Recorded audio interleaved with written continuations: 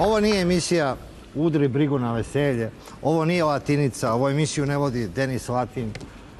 Emisiju Ćirilica trebalo da vodi Jovan Ćirilov, međutim on je bio sprečen pa sam ja VD voditelja ove emisije.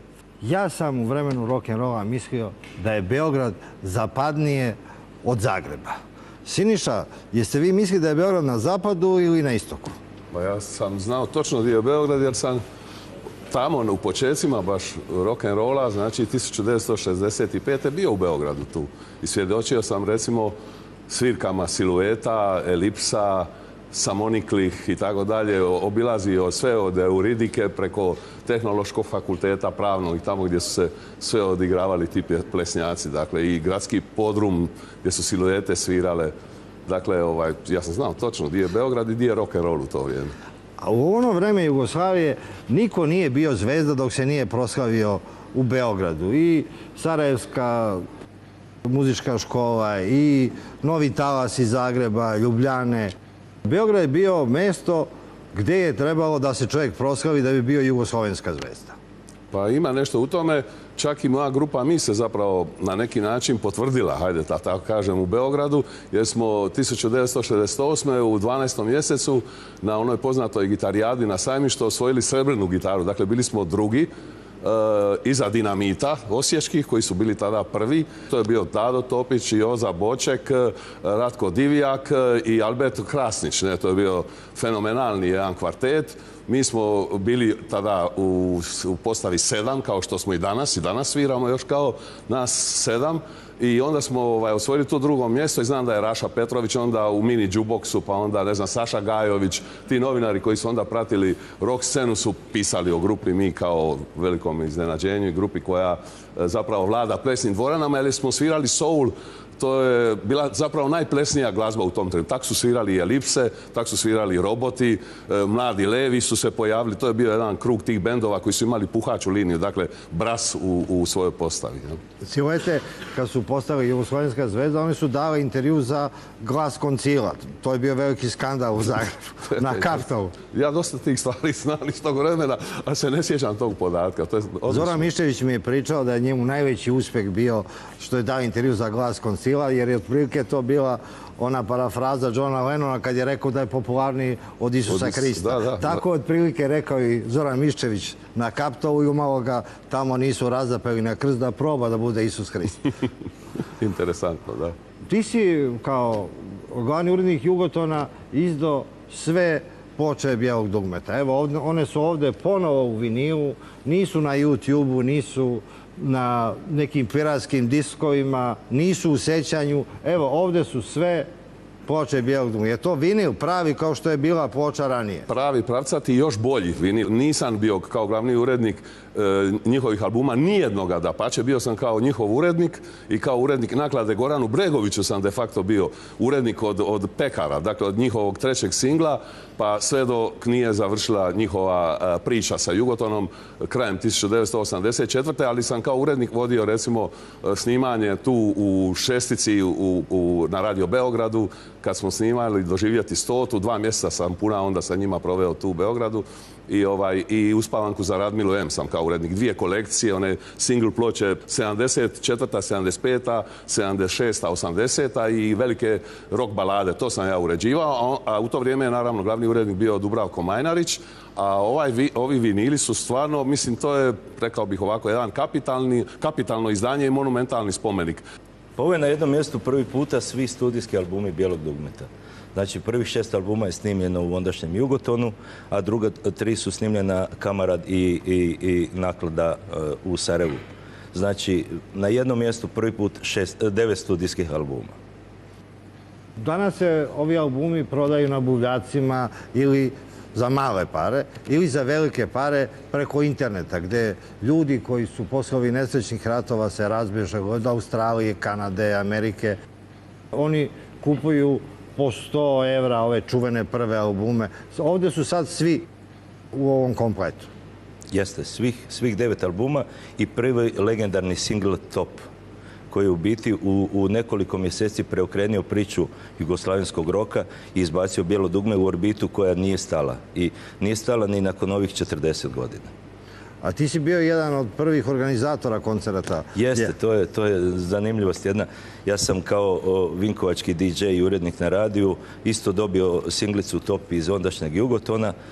Počeo sam ju svirati, svi su pitali ko je to. Došao sam do Vlade Pravdića brzo i mislim da je to njihov drugi koncert bio u karijeri u Vinkovcima. I to je zanimljivost. U kinu nedeljom u 12 sati bilo je puna sala i još jedno 110 stajanja. Tačno u podne? Točno u podne, da. Tad su bili i matine koncerti. Pa to je drugo vreme. Sad se izlazi oko ponoći, tad se izlazilo i u podne. Ti si ovdje mene uvredio pre ulaska u studio i rekao si mi da je najpopularnija Srpkinja u Hrvatskoj Sandra Afrika i da ona nešto peva u Hrvatskoj. Nije to Mi uvreda. nikad nismo čuli da ona nešto peva. Ona se kod nas slika gola. I takva se pojavljuje u tabloidima i neki skandali su vezani. Ona kod nas ne otvara usta osim tajno. Van javnosti. Kod vas... Prvo, to nije sigurno bila uvreda, bila jedna prenošenje informacije koja je došla do mene. Naime, kako se približava Nova godina, onda se mešetari ko za najveće novce će svirati u Hrvatskoj i po nekim informacijama ona je već potpisala ugovor u najvećoj diskoteci na Jadranu, u Primoštenu, da ima novogodišnju gažu. Najskuplja u Hrvatskoj je Sandra Afrika. Za sada. Za sada. Pa čekaj, šta radi ta Sandra Afrika Ja nemam vama po pojma. Hrvatskoj? Samo sam zapamtio ime. Jesi ti nekad nju slušao? Ne. Ti si gledao samo njenu cenu. Ne. To je informacija koja kola, tako da ja prenosim vama kao svježu informaciju. Rakavić licitira na više. Čekaj, Aleksandre, ti si obrazovan čovjek. Da li ti znaš ko je ta dika Srbije Sandra Afrika? Znam gdje je Afrika, znam po neku Sandru, ali taj spoj... Da li su u Londonu čuli za Sandru Afriku? Ti si slikao sve najveće zvezde ovog sveta, i Rolling Stonese, i Claptona, i Victoriju Beckham, ali nisi imao čast da slikaš Sandru Afriku. Mada posle ove emisije... Čuj, mislim, da, ja nisam imao informaciju o postojanju dotične dame. Tako da... Ti si potpuno neobrazovan čovjek. Evo, Pa Vesić, izgleda, da. tokom ove emisije već hvata pribeleške i drugi tom Bijelog dugmeta se neće ni pojaviti, nego će to biti knjiga o Sandri Africi, je li tako? Tako je. Sa mojim fotkama, naravno. Naravno, već je izabran menadžer Sandre Afrike na toj hrvatskoj jadranskoj turneji, Raka Marić, je li tako? Ma daj. Ko vodi, Sad ću ti mi da se nama dogovorimo dovodiš posle, bez veze. Severinu, a ko vodi to tajno, tu Sandru Afriku po Hrvatskoj? Ne znam, mora biti, ja dovodim Severinu i Tonija i Rozgu i Rašu i Huljuća, dovodim cijelu hrvatsku estradu. Nažalost, tamo ne vodim nikoga, evo. Ali volio bi voditi Sandru Afriku, jer sam čuo da... Čekaj, gdje bi ti odveo Sandru Afriku? Na neko tajno mjesto. Ja mislim, a ne bi je vodio pred neki drugi narod. Malo sam stariji, ne bih vodio tamo mjesto. Ali ona je sigurno fenomen novi. Vidim da je jako interesantna u tabloidima, je stalno, evo, ganja je poljska policija, vidim da zarađuje puno, ima jahtu. Ima 21 godinu, 2, ne znam koliko Ja ima. sam vidio da se ona slika s nekom jahtom, s nekim kolima, s nekim namještajem. Ja sam mislio da je ona na gostovanju u tom luksuzu, međutim luksuz je i njen. Da. To je taj fenomen koji se pojavio. On je novi fenomen, vidjet ćete, sigurno. Mi moramo pratiti nove trendove u ovoj emisiji, lansirati te nove zvezde. Ima glas, tako da nešto ima. vas je ovdje bilo 6, 7, u novoj emisiji bit će sama Sandra Afrika, ona dovoljno da ona govori, mi moramo to... Koliko si para dobio da je reklamiraš za... Ne znam ja ko je to, ali ako ne vole Hrvati, mora da valja. Ili on ili od njega je krenuo. Ponesi svoje namještaj. Ne, ona će doći u ovu emisiju sa svojim namještajem, ona će uploviti u ovoj emisiji sa svojom jahtom i u svom Mercedesu. Usuđujem se kažem Ona da će je biti svuda raspoređena. međunarodno je već očigledno lansirana. Evo, Marči lansiraš namerko, gotovo je. Uzo je pijan da radi. Ti ćeš, kakav Beograd večni grad? Beograd, prestonica Afrike, je li tako?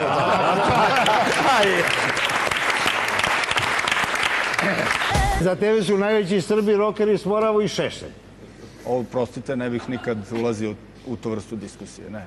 Ja nisam rekao ni da su najveći Srbi, ni jedni, ni drugi. A zašto ste vi 80-ih godina u najvećim zagrebačkim dvoranama, Cibona, Dom sportova, oduševljeno klicali rokerima s Moravu da bi se smejali nama Srbima? Da. Jer vi ste smatrali da su Boris Bizetić i rokeri s Moravu idealni Srbi. Vi ste bili oduševljeni s tim. Ne, nisu oni bili idealni Srbi, nego oni su uspjeli spojiti taj jedan narodski jezik, leksiku i s druge strane velegradski govor u takav jedan poseban glazbeni spoj, muzički spoj koji je, dakle, nasmijavao svih nas. Pa, mislim, pazite, prodavali su u jednom trenutku preko 300.000 primjeraka longplayki i oni su zaista veći dio svoje karijere bili vezani uz Jugoton. Boris Bizetić, to mu je njegovo bilo alter, njegovo drugo lice. Ne čudim da je Jugoton izdavao rokere s Morava, tu srpsku bruku. Pa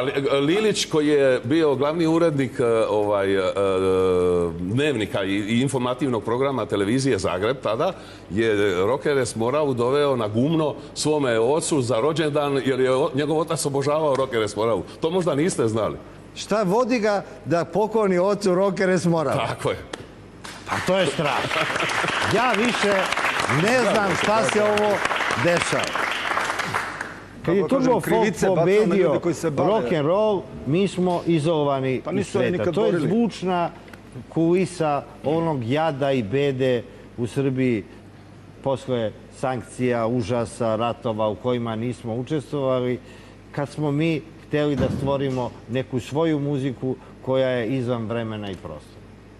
Tu bih to nekle mogao da se složim. Međutim, kao što rekoh, ja bih amnestirao većinu tih ljudi koji se direktno bave tom vrstom muzike, a prebacio bih krivicu na onoga koji im je dao, da se tako izrazim, ključ od riznice. Dakle, vi dovedete nekoga ko apsolutno to ni po čemu ne zaslužuje do riznice, onda mu date ključ i kažete uđi i uzmi koliko god želiš. Pa on naravno uđe i uzmi. Je to možda bio jedan od onih rokera s Moravu? Koji vlada medijskom scenom Srbije? Rokeri s Moravu su, ja bih se složio, to vrlo značajna kulturološka pojava i pritom u muzičkom smislu to uopšte nije bilo loše. I mislim da je Boris Bizetić značajnija muzička pojava nego što, zahvaljujući nekim drugim stvarima, mi njemu pridajemo. Čitao neke hrvatske knjige. Rokeri s Moravu su postmodernizam. Postmodernizam? Ti se tešiš tako? Ne. Ja mislim da je to kulturni obrazac iz koga će izaći sve ovo zlo koje još uvek vlada Srbijom otkad ne vladamo sobom. Ja mislim da si ti ljuto varaš. Da su oni političari koji dovodiš ovamo to zlo. Možda sam ja pao pod uticajem tih loših političara i više ne znam ni šta govorim. Ne, znaš ti vrlo dobro šta govoriš. Ti jedini ovdje znaš šta govoriš. Ali nije tako. Nije tako, ne. Kad bi svo zlo bilo u rokerima s Moravu, bi bilo fenomenalno. Ali nije. Nije. On je jedna nevjerovatno talentovana osoba. Taj Bizetić to je. Kako da ne bude talentovana osoba kad je još kao dete igrao druga Tita u onom stripu o Titovom detinjstvu gde ga je otac slikao kao malog Jožu. Takav čovjek nije mogao da uradi nešto malo. Bregović ceo života izgubio da igra Tita, a on je igrao kod dete, Boris Bizetić Tita. Pa ne znam, evo vidiš Bregoviću sudbinu. Prešao je Tita i postaje polako Jakov Gotovac. Eto, vidiš. Šta je, on bi sad teo bude ozbiljan kompozitor, njega ne interesuje da bude drug Tito. Ali vidiš, umetnost je veća od politike, razumiješ? To ti je pojem.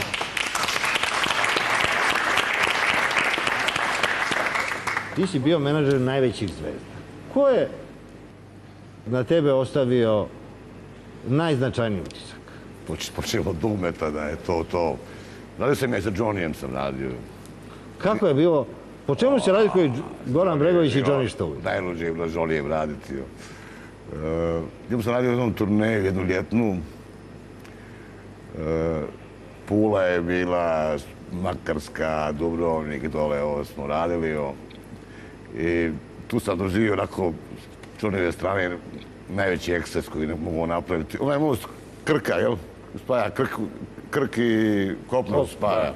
mi smo se vozili u autu, idemo, svirka je u Rijeci bila, idemo da vidimo most, da obiđemo most i da ručamo, na Krku da ručamo. Imao je djevojku, zvala se Snježana, ovako. Ovo je anegdota ću Gužonija, kakav je genij, samo ti kažem. Snježana Banović, apropo. Vjerovatno, da se tako zvala. Koja će postati naučnica čuvena koja će napisati istoriju hrvatskog kazališta. Već je napisala, objavljeno. Je. I na sred mosta sam se nešto posvađali, ja vozio auto, kaže, raka stanio. Oni su tako posvađali da je on izašao iz auta, popeo se na krov i cijeli auto udubio. Kako je, gore odbijeno. Toliko je bio ljut. Nisi bio ljut. Mislim, kakva genijalnost imao je. Ja mislim da se baci dole, ne. On je u auto lupo. Ti će bolje da će zaskoči s mosta. Ako skoči, on se vrati auto, kad vidiš šta sam u stanju da uradim, kaže. Nije auto gura, je krov nazad. Jesi uplašio da će Goran Bregović da izgubi glavu kad je krenuo sa jedrilicem preko Atlantika sa svojom devojkom Dženan? Tada je bila supruga tada ili je devojka? Ne, bila moja djevojka. Kako da se nisam uplašio? Ja sam njega pratio, to je bilo na Kanarima u Las Palmasu. Mjesec je bio decembar i to je bila ova regata koja je išla Las Palmas, Barbados. I to je bila 100 jedrilica, a njegova bila najmanja. Njegova je bila 12 metara. I početak regate trebala je da označi veliki razarač španske mornarice, koji je izgleda kao nosač aviona, ogroman je. Izašli smo svi na nekih lukobranda, pratimo njih i pojavi se, jedanput se pojavi ovaj razarač ogromni, treba da znak. Ja se okrenem, pričam sa suprugom, pogledam, nema razarača. On je otišao dole. Kako su bili veliki talasi. Jedanput se vrati razarač opet. I puca iz topova i nestaje. Kuće je rekao, da pride. I on je odešao preko okeana. 27 dana su se vozili njih dvoje. Od tih 27 dana, 20 su proveli na podu ležeći, hraneći se, ili je bio tako nevrijeme oluja. Srećom imaju ovi automatski piloti koji te vode i tako. 20 dana su ležali njih dvoje na podu jedrilice. Tako su jeli i spavali i smo ih zadignuli. A Goran Bregović je, iako se računa da je racionalan čovek, koji u svakom trenutku čini ono što treba, bio je avanturista. Kad je prve pare zaradio u Bugarskoj, krenuo je na put oko sveta. Peo se na Ande, po Latinskoj, po Aziji, po... Na Himalaje išao. Na Himalaje. Jeste, išao na Himalaje se penjao, kao Čedo Jovanović. Voli avantur, voli te izazove. Takav je duh Goran Bregović. A šta je tebi sve rekao ovako u životu? Jesi imao ti neki skandal s njim? Pa nisam, mi imamo neko druženje. Imamo skandale gdje sam mu ja pomagao u životu da izađe skandala. Kakvi skandal? Pa najveći skandal mu je bio kad se je polomio, kad je pao sa neke... Čekaj, si ga ti popao na tu višnju da bi pao? Nisam. Ja sam brinuo o njemu kad se to desilo i imao jako ozbiljne povrede. I srećom da je naišao tako dobre hirurge ovdje, a to je ovaj današnji baš aktualni ministar Lončar. On ga je operisao, pa tad je bio još prije nekih, ne znam, ima 10 godina skoro, ne znam. To je najveći njegov skandal za sada. A o drugim skandalima ne znamo ništa. Goran Bregović ih je sakrio, Vesić izbjegao da opiše. Ovdje nema nikakvih skandala u tvojoj knjizi o mnogo ti ozbiljna emisija da bi iznosili takve stvari. Milanu Mladenoviću. Meni je sramota da pričam skandale, jedino srušim još jedan mit, evo knjiga Dubrovačka artiljerija. Mi nismo izgubili džabe na Kosovu, izgubili smo zato što je Turska upotrebila prvi put artiljeriju i to je bila neravnopravna borba. Inače bi mi pobedili kao i svim bitkama iz naše istorije. Rako, šta je bilo bijelo dugme za vas u Sarajevu? Pre nego što si ti počeo da radiš s njim? Bilo dugme počinje već da bude veliko od početka. Baš posle ovih svih ovih singlova koje su izdali. A prije toga znamo gdje su počinjeli, iz kojih su grupa dolazili svi, da bi napravili bijelo dugme. I Bijelo dugme je odmah startovalo. Jesi ti njih znao pre nego što su postavili Bijelo dugme? Pa većinu sam znao. Znao sam Gorana, znao sam Zorana, Ipeta. Žeka, onako, površno je. Ali oni su od te 74. godine već bili fenomeni u Sarajevu, pa i u cijeloj Jugoslaviji bivšoj. Ti si počeo tako što si prvo razvlačio kablove, pa si vozio Gorana Bregovića kao lični vozač i da bi postao... Nisam bio lični vozač. Ja sam bio i tehničar, i vozač, i road manager u isto vrijeme, i cjepač karata na koncertima, i njihov čovjek od poverenja sam bio od prvog dana. A što se tiče vožnje, mi smo tada imali čuveni kombi koji se zvao Selma, a imao je samo 2 mjesta, vozačevo i suvozačevo. To ste sedeli ti i Goran Bregović, a ovi ostali su bili složeni kao sardine u drugom delu kombija. Nije tako baš bilo. Svaki 100 km mijenja se po jedan naprijed sjedi. Ja vozim, onda se mijenjaju Goran i Željko. Zar je Goran bio demokrata? Da, teški. U to vrijeme da. Ja sam te prvi put vidio u životu na onom famoznom koncertu kod Hajdučke česme, kad je 100.000 najlepših Beograđanka kidisalo na Gorana Bregovića i ti si ga branio od svih njih. Da, tako bilo vrijeme. Veliki napadi su bili u to vrijeme na bend. Je bilo lako odbraniti Gorana Bregovića od tih silnih lepotica? Jest i nije. Da bude tako... On se branio nije. Pa branio se. Nije trebao se braniti, nije trebao opuštao se. Evo, pojavila se definitivna biografija najveće jugoslovenske rock grupe. Neki govore da je Bijelo dugme sinonim za jugonostalgiju. Dušan Vesić je napisao ovu knjigu. Ovo je kao da je pisano u gradskom komitetu. Nema ni seksa, ni droge, rock'n'rolla malo ima. Nema tih čuvenih scena gdje Dženana kod Olomana po slastičarnici drži lekciju Ljilji Tici da ona nikad se ne bi bavila manekenstvom jer manekenke su, da, prostite, kurve. Nema one scene famozne koja je ušla u kolektivno pamćenje svih Jugoslovena kad su je zabavljali Goran Bregović i Lepa Brena u njegovoj vili na Jahorini gdje su jeli parizer, pošto su oboje bile stipse. Nema ničega što interesuje sve ove poražene Jugoslovene. Zašto? Ko je cenzurisao ovu knjigu o Bijelom dugmetu? To ćeš ti napisati. Tvoja sljedeća knjiga se zove Bregović, sve Bregovićeve ljubavne veze. Dovoljno što si me stavio ovu knjigu da sam ja rasturio Bijelo dugme, da sam posvađao Gorana Bregovića i ostale članove Bijelog dugmeta. Zar nisi? Ne. Ja ovdje ne mogu sebe prepoznati. Ja prepoznajem sebe u nekoj istorijskoj ulozi ovdje gdje ja vodim Gorana Bregovića kod narodnog heroja, čuvenog revolucionara Svetozara Vukmanovića, Tempa, da snime pesmu Padaj silo i nepravdo. Molim Koču Popovića da peva on na ploči. On neće, iako je od njih komunista najbolje pevao španske pesme, francuske romanse. Ali ovdje ti mene optužuje sam ja rasturio Bijelo dugme. Srećom, moja akcija nije uspjela, jer Bijelo dugme je posle mog rasturanja nastavilo još nekoliko decenija kao i Jugoslavija. Tu postavu si ti rasturio. Pa tad si se proslavio, Mariću. Ja? A zaboraviš si na to. Ja sam zaboravio sve što je neprijatno u mom životu.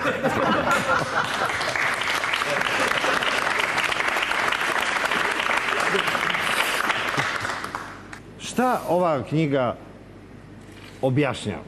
Fenomen Bijelog dugmeta je jedan od najvećih fenomena kraja Jugoslavije. Jedini ozbiljan rock'n'roll band istočnog Londona.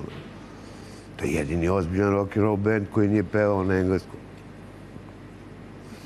Ti znaš da je Bijelo dugme najveća kolateralna šteta hladnog rata. Nisu mogli na zapad, nisu mogli na istok. Oni su pokušali da nastupaju u Moskvi. Došlo je do velikog skandala u parku Gorki na nekom omladinskom festivalu.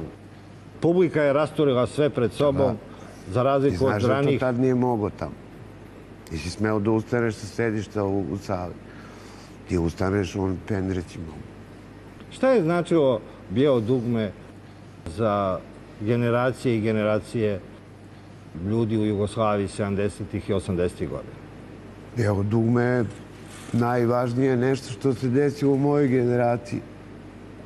Znaš, prvo, pa onda s nekim generacijama iza. Belo dugme je sve promenilo. Dalo nam je tu to tinejdžersko određenje. Znaš, mi to nismo imali pre Bijelog dugmeta.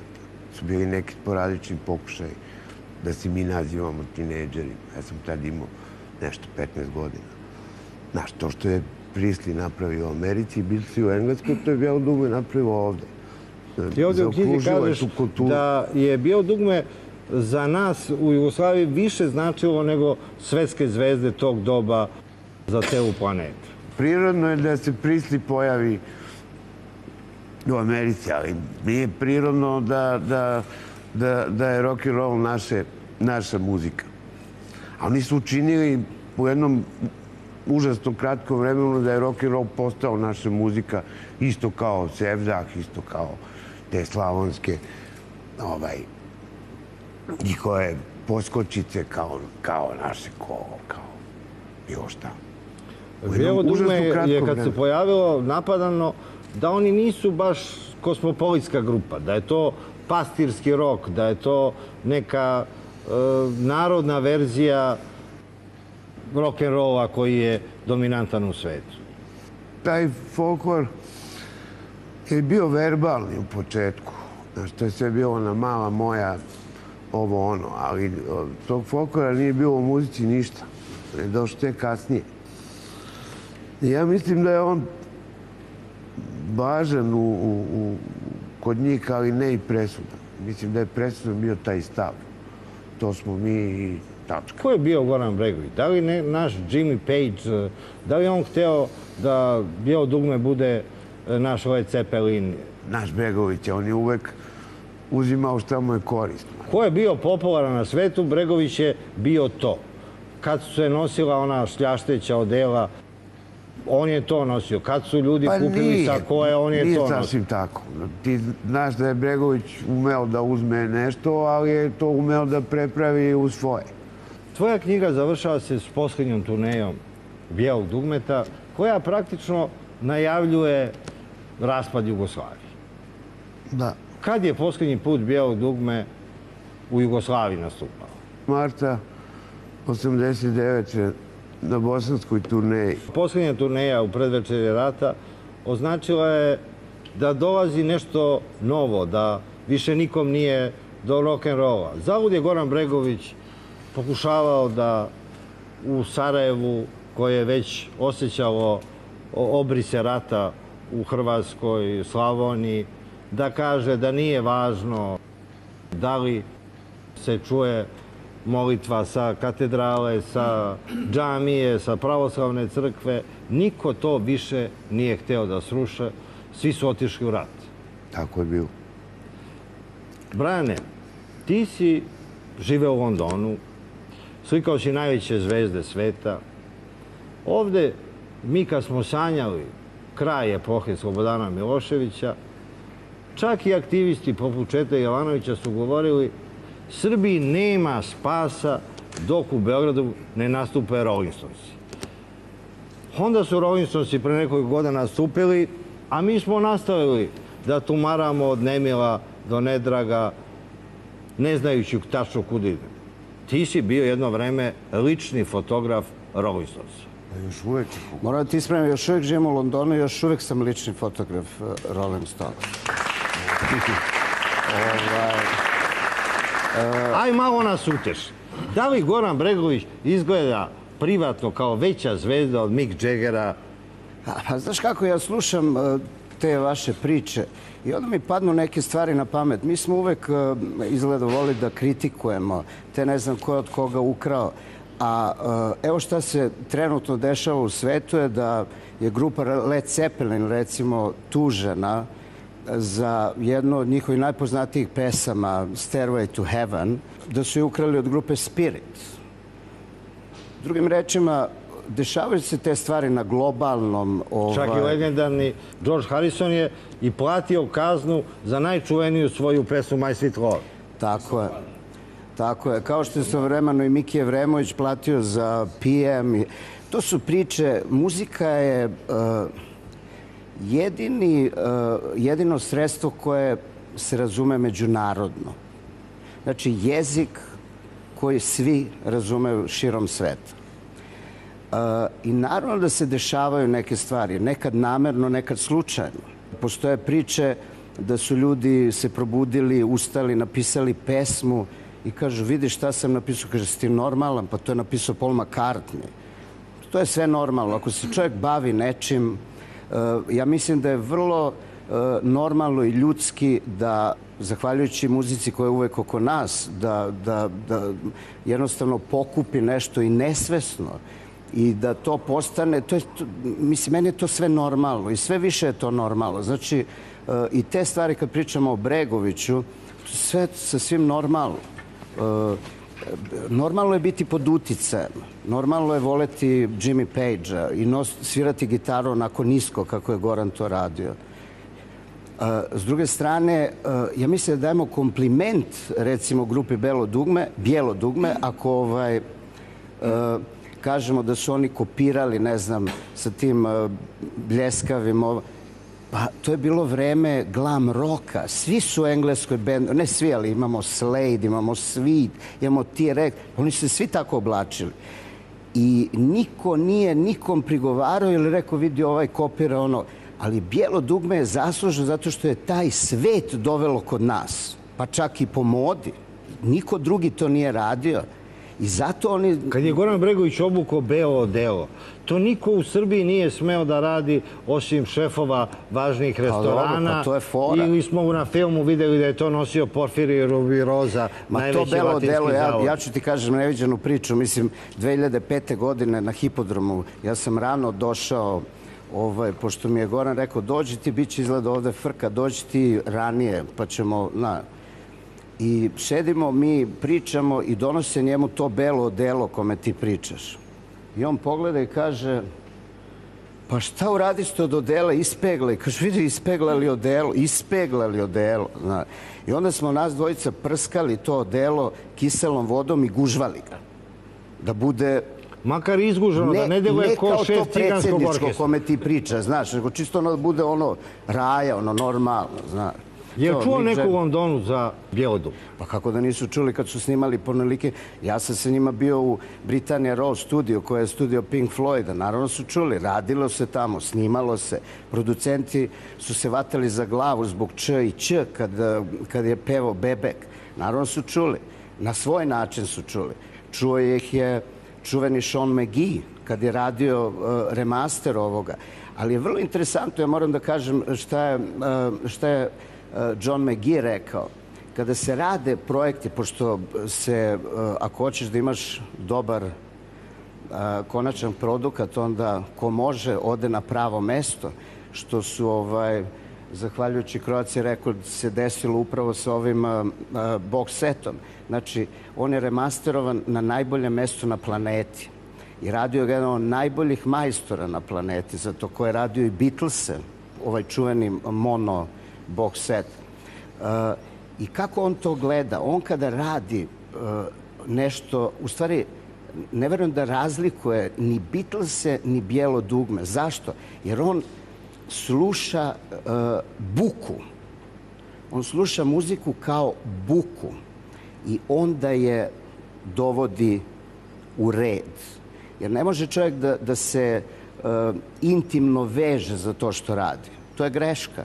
Znači, on gleda da li radi Beatlese, da li radi Bijelo dugme, on to sluša na totalno način da ga ne interesuju ti detalji, nego onako uopšteno to radi i zato i može da uradi dobar posao sa nečim što njemu nije blisko niti poznato. Ali ja mislim da je to u redu, kažem, Bijelo dugme znaju Englezi u Londonu, su radili sa njima. Ali Goran Bregović je sanjao da bude svetska rock and roll zvezda, a paradoks je da je stvarno postao svetska zvezda kao šef nekog manje više ciganskog orkestra posle Kusturičinih filmova, kad je ušao u konkurenciju World Musica. Bio sam ponosan na Milanskom trgu Duomo, kad je preko one velike katedrale stajala bandarola Goran Bregović, a dole je bila mali pano da nastupaju 3 tenora, Pavarotti, Carreras i Domingo. Da je Goran Bregović praktično u sred Milana veća zvezda nego najveći operski pevači u Italiji. Drugim rečima, sam si rekao, Goran Bregović je postao svetska zvezda. Sanjao je i postao. E sad, to više nije bijelo dugme.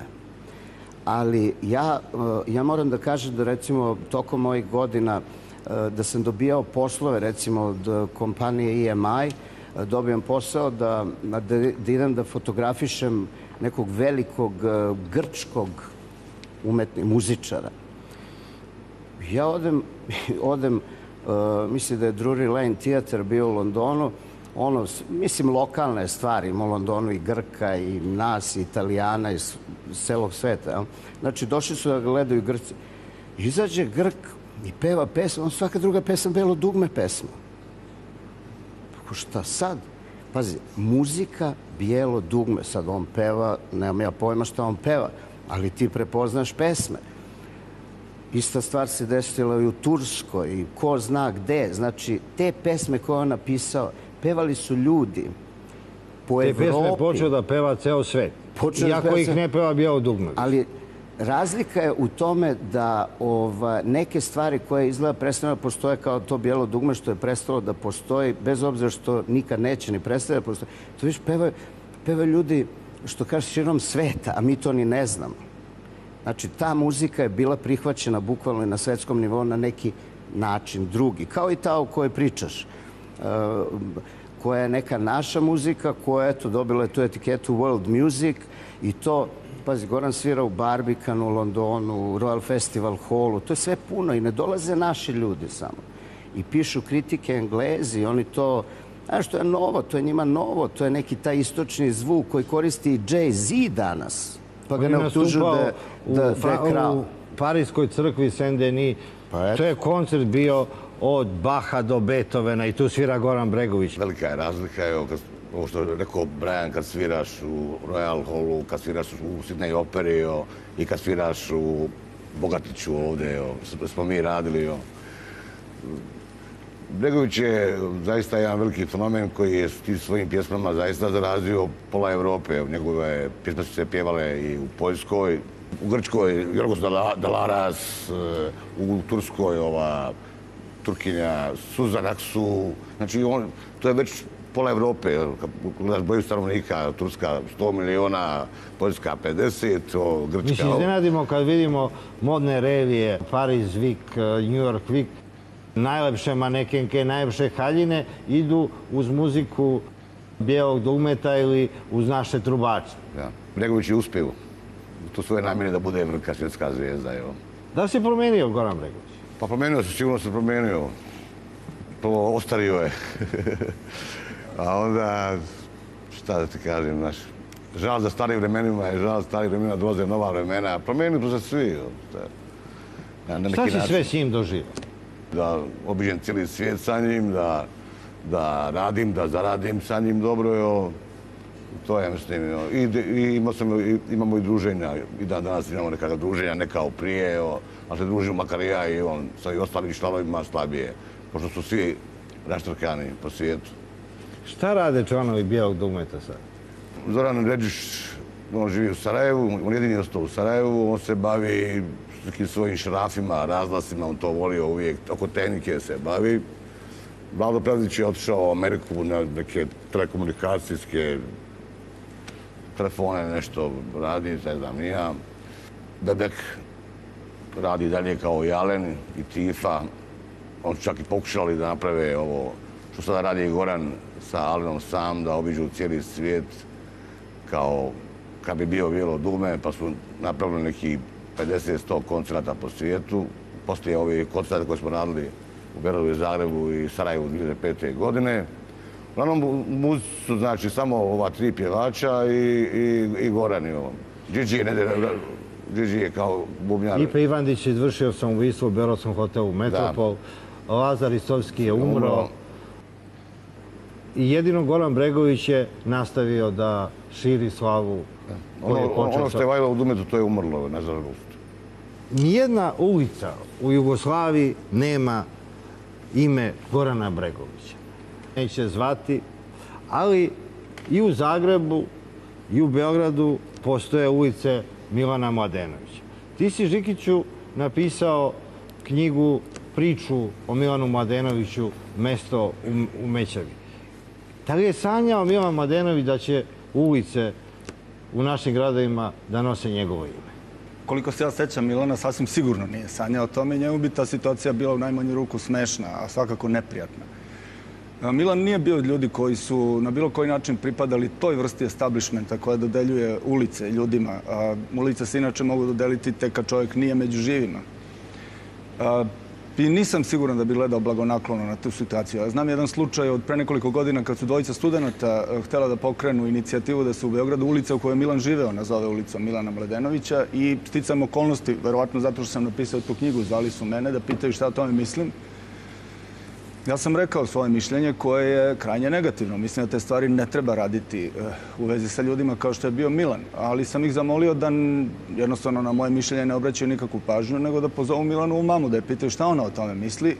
Oni su se javili posle nekoliko dana, rekli su da su uspeli da uspostave kontakt, da je rečeno da ona ne bi baš bila oduševljena tom idejom i oni su, pošto je bilo reč o pristojnim momcima, prestali da se bave time, zaustavili su tu akciju. Međutim, kasnije, koliko znam, plato ispred Doma omladine nazvan je platoom Milana Mladenovića, a ulica u Zagrebu, blizu ulice Karla Metikoša i mislim ulice Boška Petrovića, nazvana je imenom Milana Mladenovića posle jedne standardne političke borbe gde su dve partije pokušavale da izvuku određene poene za sebe. Milan, kao što sam rekao, nikada nije pripadao ni toj vrsti ljudi, niti tom delu establishmenta.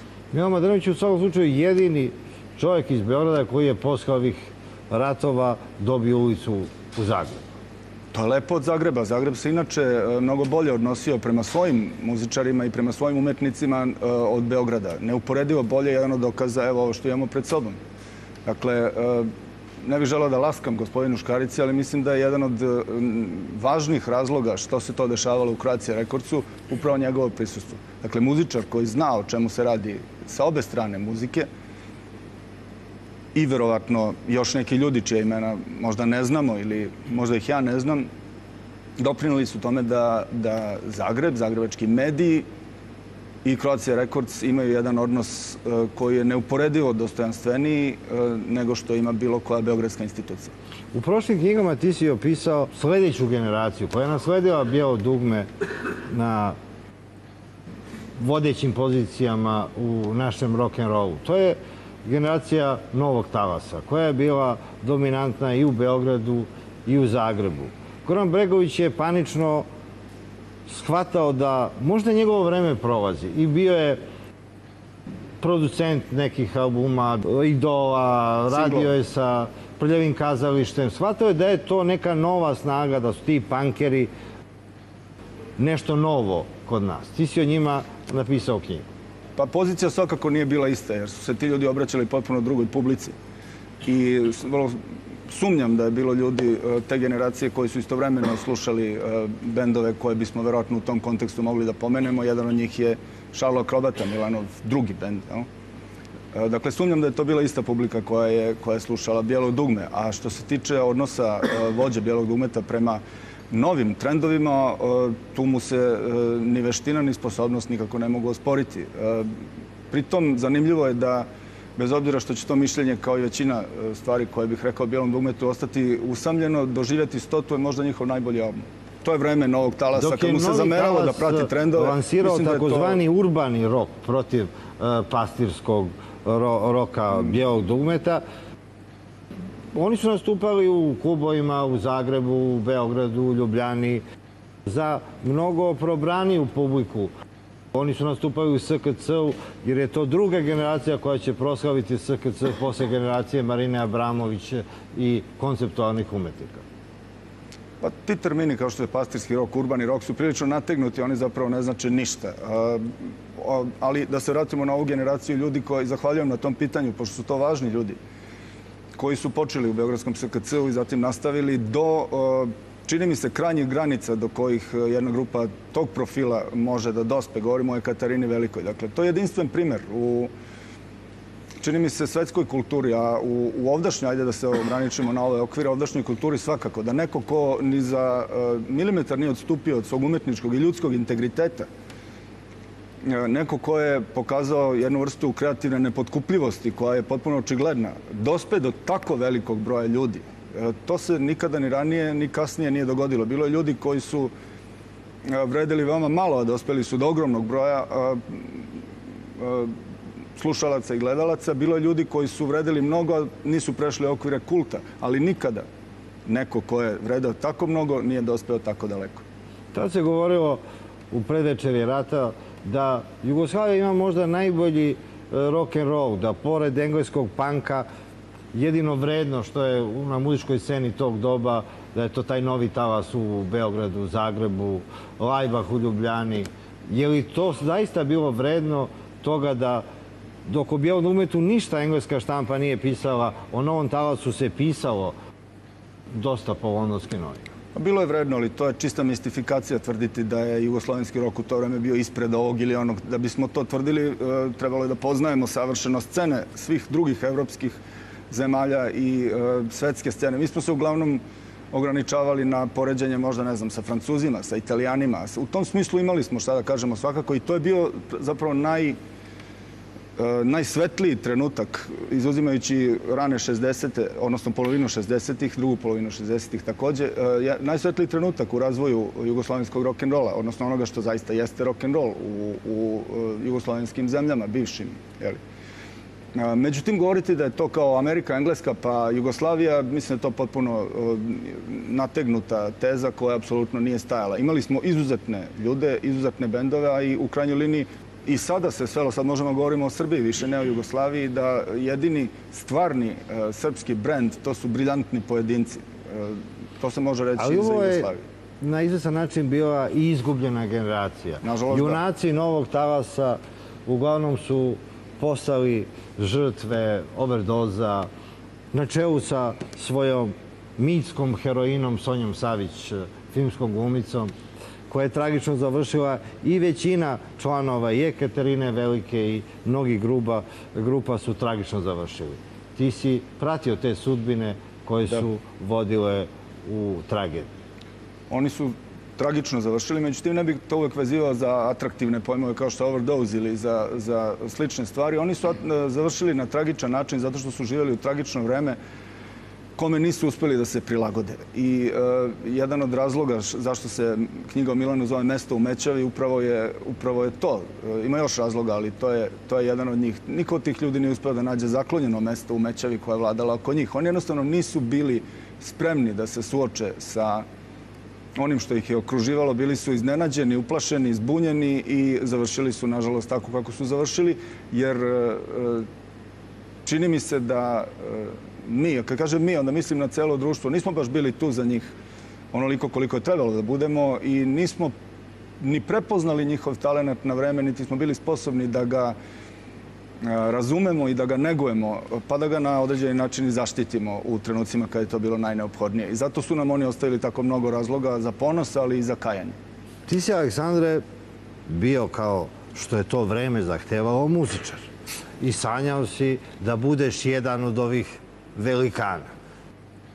Jesi li u to vreme, kad si bio član grupa, mogo da veruješ da ćeš proslaviti na televiziji srpski srednji vek kroz fenomenalnu seriju i knjigu Beograd, večiti grad i sad ovu novu 100 senki nad Beogradom, da ćeš na jedan novi način kao dete rock'n'rolla na tumbe okrenuti srpsku istoriju. Dobro, snašli su se još neki rokeri. Mi imamo sad prvi put jednog srpskog vladiku, Jovana Ćulibrka, koji je bio rock'n'roll kritičar, muzičar. Imamo nekoliko igumana u srpskim manastirima koji su ona izgubljena generacija o kojoj Žikić piše. Nebrojeno monaha. Nekoliko monaha. Nebrojeno monaha ima, zaista. Koji su sve imali rock'n'roll orkestre. Otkud ti u srpskoj istoriji? Pa evo prvo, ako dozvolite da kažem da ja bukvalno sedim ovde kao da sedim među bogovima nekadašnjeg svog sveta, gospodina Siniše Škaricu, sa toliko ploča. Naime, ja sam generacija koja je kao pred crkvom čekala ispred Jugotona da se pojavi ploča.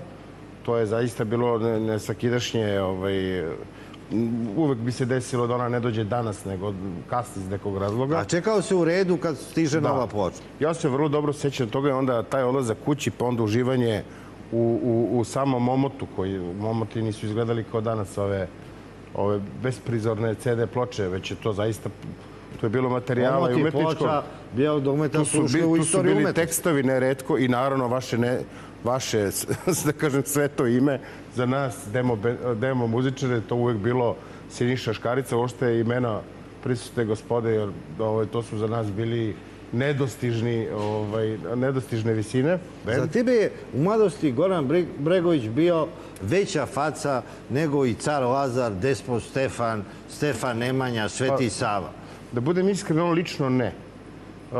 Ja više faza Bijelog dugmeta prepoznajem, od kojih mi je najmilija naravno ona neka središnja. Dakle, kad je ipak došlo do one Italijanke, ipak je on pratio trendove i to u tome je bio maestralno. Dakle, kad je konačno stavio onu Italijanku, tad je otprilike Novi Beograd definitivno odlučio da ne sluša Bijelo dugme. Govorimo o grupi velikoj količini nas, koji to tad smatralo ljigom.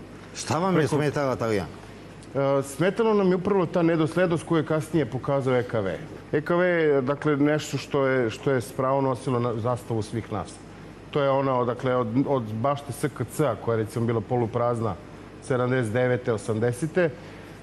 Naravno i tih godina, početkom 80-ih, dok je Bijelo dugme naravno bio stadionski bend, ako mi nismo imali šta da tražimo. Kad kažem mi, govorim o toj generaciji koja je ipak tražila neku individualnost u svemu, da bi se naravno lekovito pojavio veliki bend Azra.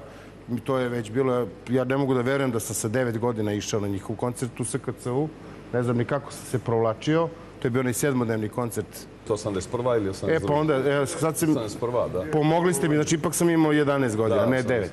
Tako da, mislim, 7 dana sam bio gluveo na jedno uvo. Ja na jedno, brat na drugo, pošto smo sve tako bili podelili. Dakle, Azra je bila za nas nešto nedostižno. Kad su izašli filigranski pločnici, mi smo mislili da ne postoji umetnost iznad te. Tako da, moram da priznam, nismo se toliko, da kažem, ložili na dugme. Do ovih godina, da vam kažem, kad već uz gitare, vino, uz to sentimentalno doživljavanje života, sviramo i Johnny-a i Bregovića, naravno. Ko je jači u kafani sad? Bregović ili Johnny Štulić? Pa de facto Bregović nije, Bregović je ceo život koketirao s kafanom i nije to ni krio. Dok neku pravu boemštinu zaista nosi u svojoj duši Johnny Štulić, neprevaziđeni pesnik po mom mišljenju i naravno jedan nestali heroj, a to je Milan Mladenović, koji je opet kao nekakva senka nad svima njima i potpuno za sebe upotpunila naše mladosti. To su zaista potpuno 3 različite teme. Eto, ja sam bio slobodan da ubacim i Johnny, evo to. To je taj triangl u kojem smo se mi svi zajedno kretali. Pri čemu su dugme su volele takozvane ljige. Centar je bio u Azri. I za Azre možemo da pomenemo Bijelo dugme, odnosno izvinjuje se Parni valjak, koji je već išao ka ljigama, a u stvari ono najpoželjnije, najintelektualnije je ono što je nosio sa sobom prvo Katarina II. Ona je baš izdala za Slovence prva 2 albuma, pa tek je onda Beograd prepoznao šta ima i doveo svoj bend kući. Tako da je to kad je upitanju... Kad ste se pojavili vi klinci iz Novog Talasta, vama je najvažnije bilo da srušite Gorana Bregovića. Ja se sjećam tih razgovora u SKC-u, kad ste vi o Goranu Bregoviću govorili da je to neki novi burduš, da je on kopija rokera s Moravu, a da ste vi iz Ekaterine, iz Idola, ste vi ozbiljni umetnici, da ste vi Evropljani, da ste vi nešto iznad toga. Nije slika tako baš crno-bela, da vam kažem. Slušao sam šta ste kao klinci pričali, nemoj mene da lažeš. Masa nas, recimo, misli da je ovaj period sa Tifom, u stvari, možda bio najveći pik. On je čovjek stvarno, kad se pojavi kako je pevao, meni je toliko žao što on nije ostao, što nije ranije bio. I on je po meni zamenjen jednim potpuno neadekvatnim pevačem, drekavcem. Ali Tifa je pomeo tu scenu. Sklonio je on Bregovića sa tog udara Jer niko Tifi nije mogao da spori najbolje pevanje, najbolje rock'n'roll pevanje, čak mnogo bolje od Bebeka po mom mišljenju. Na kraju krajeva videlo se kasnije ko je šta radio. Ti si tad naivno kao klinac verovo da je to što živiš zlatno doba Srbije. Nisi imao pojma o srpskim manastirima, nisi imao pojma o našim svetiteljima i velikanima koji su otac oslepeo sina, sin udavio oca, kao što rade najveći srpski svetitelji do dan danas. Ne istovremeno. Da, zaista, pa ni dan danas mislim, većina našeg sveta ne zna, pa i ovu najbližu, ajde kažemo, rock'n'roll istoriju koja je dostupna, hvala Bogu. A da ne govorimo o toj našminkanoj istoriji našeg srednje veka, u kojoj je više zaista neistina nego što je istina. Tako da... Da nisi imao rock'n'roll prošlost, ti ne bi mogao da napišeš ovakvu knjigu i da snimiš tu seriju koja je high-tech istorija Srbije i Beograda. Ja bih prihvatio ovakvu kritiku sa zadovoljstvom, da.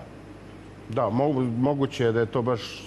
Bio bi jedan od mnogih istoričara koji pišu te nacionalne bajke, koji veličaju to zlatno doba Srbije koje mora bar 1000 godina da bude staro. Jesam ja verovao u te bajke, da se mi razumemo. Međutim, znate kako, patina se skine vrlo brzo i vidite da neka ispod boja postoji. I onda u stvari shvatate, počinjete da otkrivate kako u stvari istorija lakirana 1.000.000 puta i da mislim, ne da nije nalik, imena su tačne i po neke godine su tačne, ali najbizarnije stvari su naravno sakrivane i to sistematski. Ja volim i uživam u otkrivanju takvih manguparija i to je očigledno prepoznao ogroman broj, preko 20 i kusur hiljada naših ljudi, a i RTS, koji želim da pomenem, koji je opet smogao snage da emituje nov serijal koji sam stvorio sad, to je sad 100 emisija, opet neverovatno. Srbi prvi put su oduševljeni tim svetogrđem. Meni čudo da si uopšte živ, jer nekoliko preživelih narodnih heroja, nosilaca partizanske spomenice, zaklinjalo se u nekoliko beogradskih kafana da ćete likvidirati, jer si preko televizije u svojoj emisiji Beograd večiti grad objavio najveću tajnu posljednjih pola veka u Srbiji, da su partizani ubili pre oslobođenja samo 2 Nemca. Šta da radimo? Ja mislim da dobro da me nisu... Kako su to sakrili? Ja sam mišljio da su ubijali dnevno 1000. Dobro je da me nisu gonili... Da su milione ubili. Dobro je da me nisu gonili Prle i Tihi, to bi bila gadna stvar.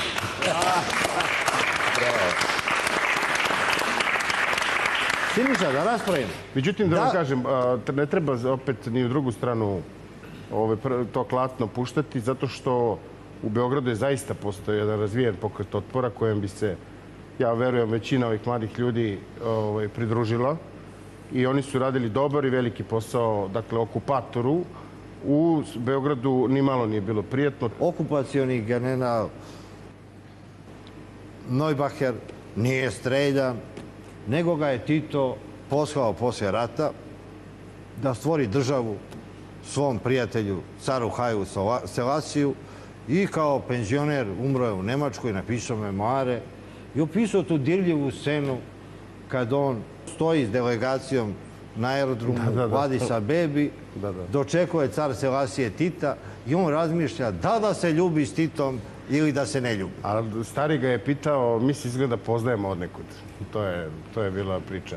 Ali nije samo Herman Neubacher, inače je bio normalan čovjek ukoliko nacista može da bude normalan.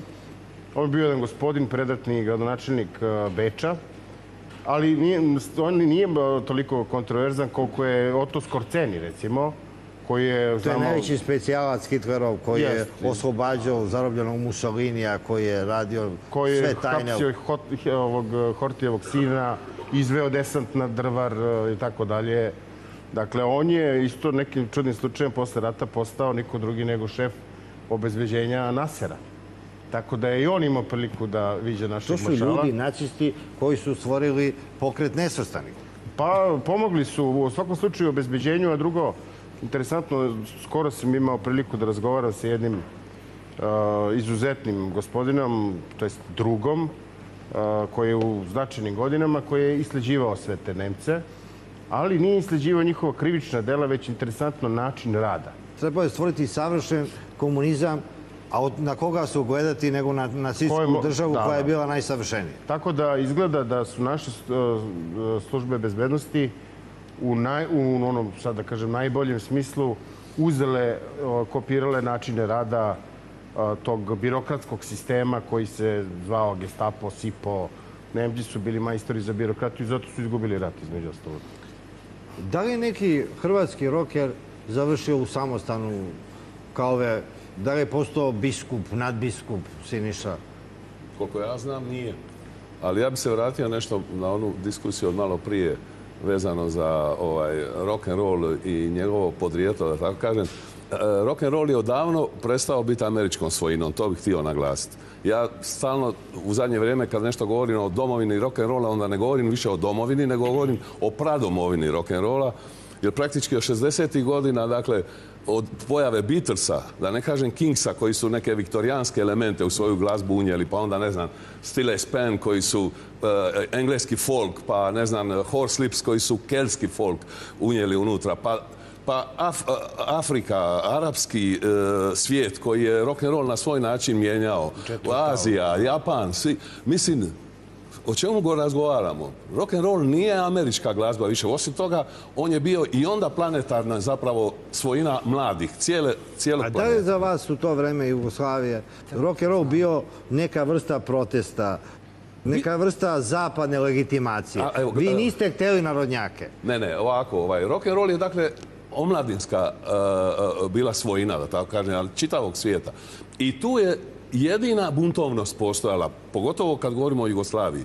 Imali smo mlade koji su uzeli rock'n'roll kao svoj način izražavanja i pripadnost toj glazbi, odnosno glazba je pripadala mladima. Ona jedna priča da je Prisli ukrao glazbu od roditelja i predao je djeci. Zapravo, cijela buntovnost se u tome.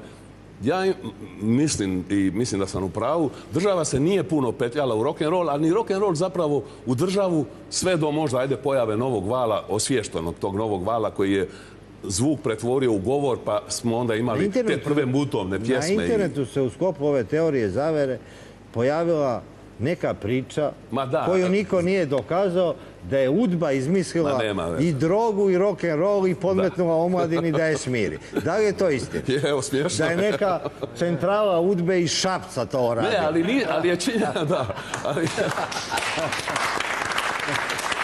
Ali je činjenica da stvarno, osim one autocenzure koja je bila nama imanentna, jer smo tako odgajani od pionirskih dana, da zapravo neke cenzure nije bilo. Gdje su dobri omladinci mogli da budu rokeri.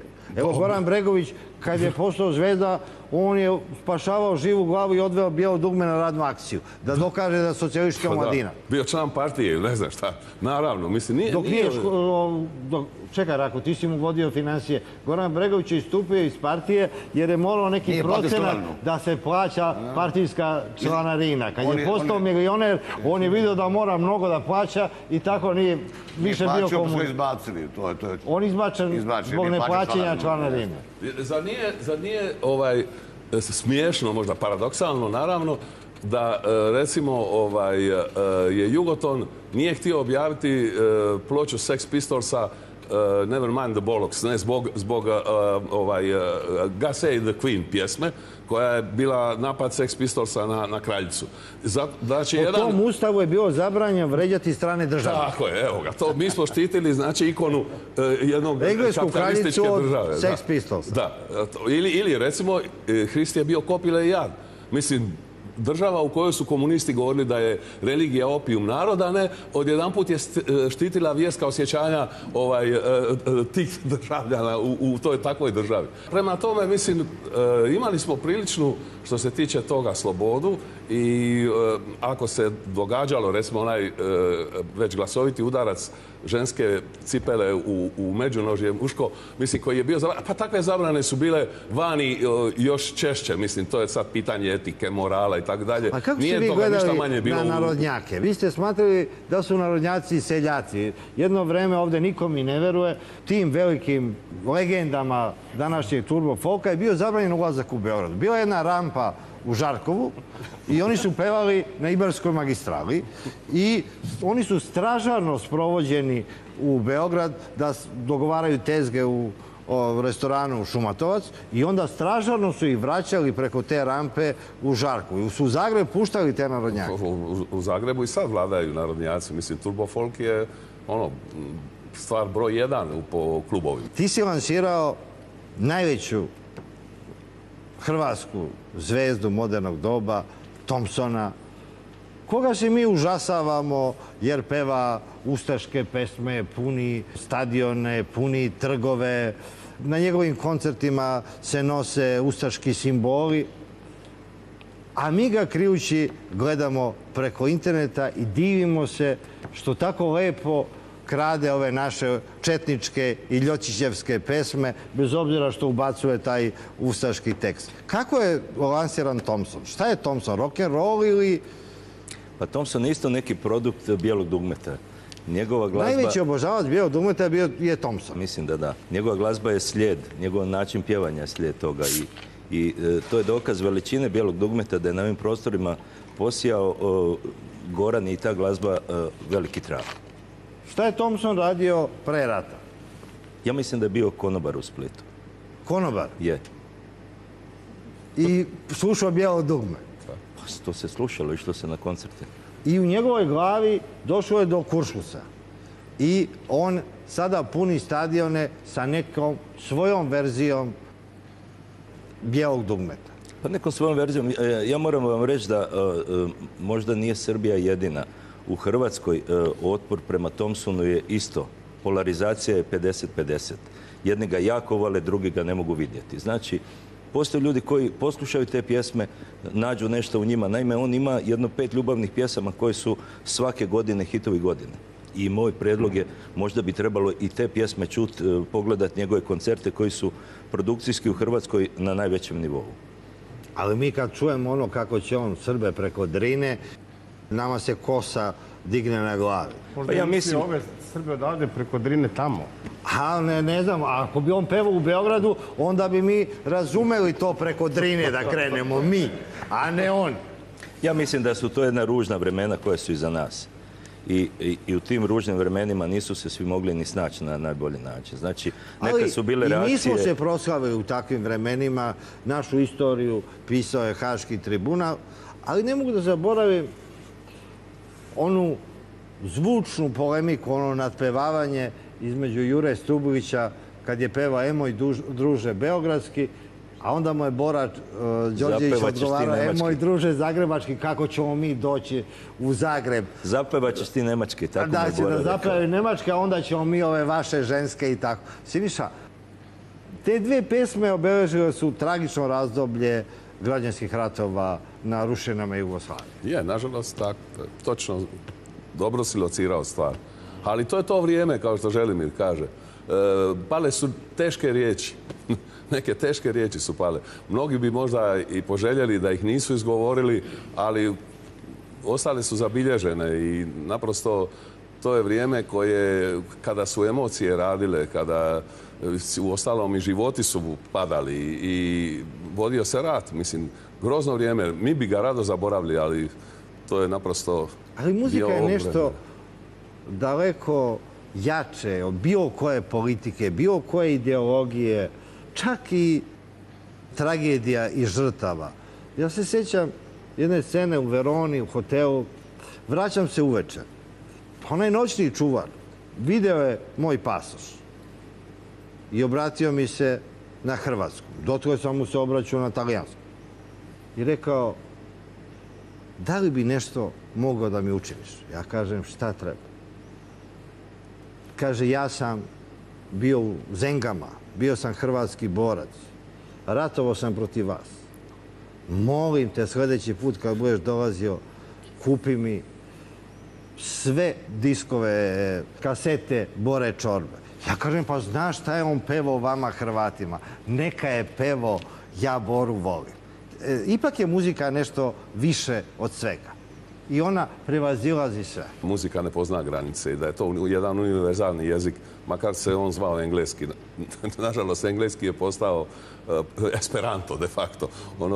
Ali to tako i muzika, trebamo tome biti zapravo zahvalni svi mi ovdje, zato se ovdje i nalazimo. Upravo zbog muzike. Evo, to bi moglo biti nekad. Ti si bio u Londonu. Kad su masovno sa ovih prostora pogođenih ratovima ljudi odlazili, studenti, intelektualci, ljudi koji se nisu mirili sa tragedijom koja je bila svuda oko nas. Bolje im je bilo da peru sudove u engleskim pubovima, restoranima, sve samo da zaborave rat. I u tom Londonu, u tom Parizu, u Njujorku cvetalo je bratstvo i jedinstvo i to su bile jedine oaze bratstva i jedinstva koje će kasnije zameniti oaze bratstva i jedinstva u Haškom tribunalu, u tom kazamatu, gdje su ponovo i Srbi i Hrvati, i muslimani i Albanci poslali jedno isto. Ali kako je to bilo u Londonu sa te osmatračnice gledati tragediju koja se dešava svima nama? Čudna su to vremena, ali koliko god paradoksalno zvuči, ja mislim da su to bila baš neka i lepa vremena. Naravno, nemoguće je gledati na televiziji šta se dešava ono kod kuće, a uživati u to vreme bilo gde. U isto vreme, ako je došao Indeksi, ako je došao Čolić, ako su Party Breakersi došli, na tim nekim mestima gde su oni nastupali, mi smo to zvali kao mala Jugoslavija. I svi smo zajedno i plakali i smejali se. I to su ta neka emotivna vremena koja su nama koji smo tamo... Niko nikog nije pitao odakle je, da li iz Bosne, da li iz Hrvatske, da li iz Beograda. Koja je vaša emigrantska himna bila? Moji su drugovi Bajagini, sigurno. Dobro, to je kafanska pesma onako koja nas bliži. I svi vi se uhvatite u voz i pevate Moji su drugovi. Kad kaže kafanska, ne misli ništa loše. Naprotiv, to je baš onako kad se popilo nekoliko piva i uvek mi prija, čak šta više, zadnji put Bajaga kad je bio u Londonu mi je posvetio tu pesmu. A Žile kao i uvek, život je siv, život je žut. Ta vremena su pokazivala da su ljudi svi isti i da na istim mestima opet ta muzika nas bliži, da se svi volimo u principu, mislim. Pokvare te priče neki drugi ljudi, političari obično. A ja bih rekao... Političari su postali ljudi koji su se muvali oko rock'n'rolla i nisu uspeli. Boris Tadić je nosio instrumente idolima. Šef srpske policije, general Milošević, mi je prišao na nekom prijemu sav okićen, nekim mordenjem u nekoj uniformi na američkom prijemu i kaže, mi se znamo. Ja kažem, koji si ti? Pa kaže, ja sam onaj što je nosio šalu akrobati, onaj bubanj. To su ljudi koji su postali velikani tog novog doba. Znaš kako i u Americi kažu da u Vašingtonu žive političari, a u ostalom delu Amerike ljudi. Znači, nismo samo mi ti koji mislimo da političari ovo i ono. Vrlo interesantno koliko reči mogu da budu prihvaćene kako i pozitivno i negativno. Ja se sećam da kada je Radio Televizija Beograd objavila Eric Claptonovu ploču Slow Hand, ona je istorijski važna zbog toga što se na njoj nije nalazila pesma Cocaine. Znači, nije bila na ploči.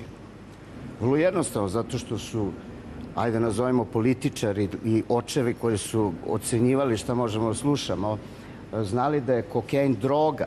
U isto vreme sa ponosom je objavljena, ne znam, ploča Beatlesa Magical Mystery Tour, koja peva Roll Up for a Mystery Tour. E sad, kad ti to nisi znao o čemu peva, onda je bilo okej. Mi smo brzo se modernizovali. Ovde u Srbiji se pojavila grupa Moby Dick koja je pevala Rodit ću ti sina kralja kokaina i najavila epohu Darka Šarića i ostalih ljudi koji su proslavili srpsko ime.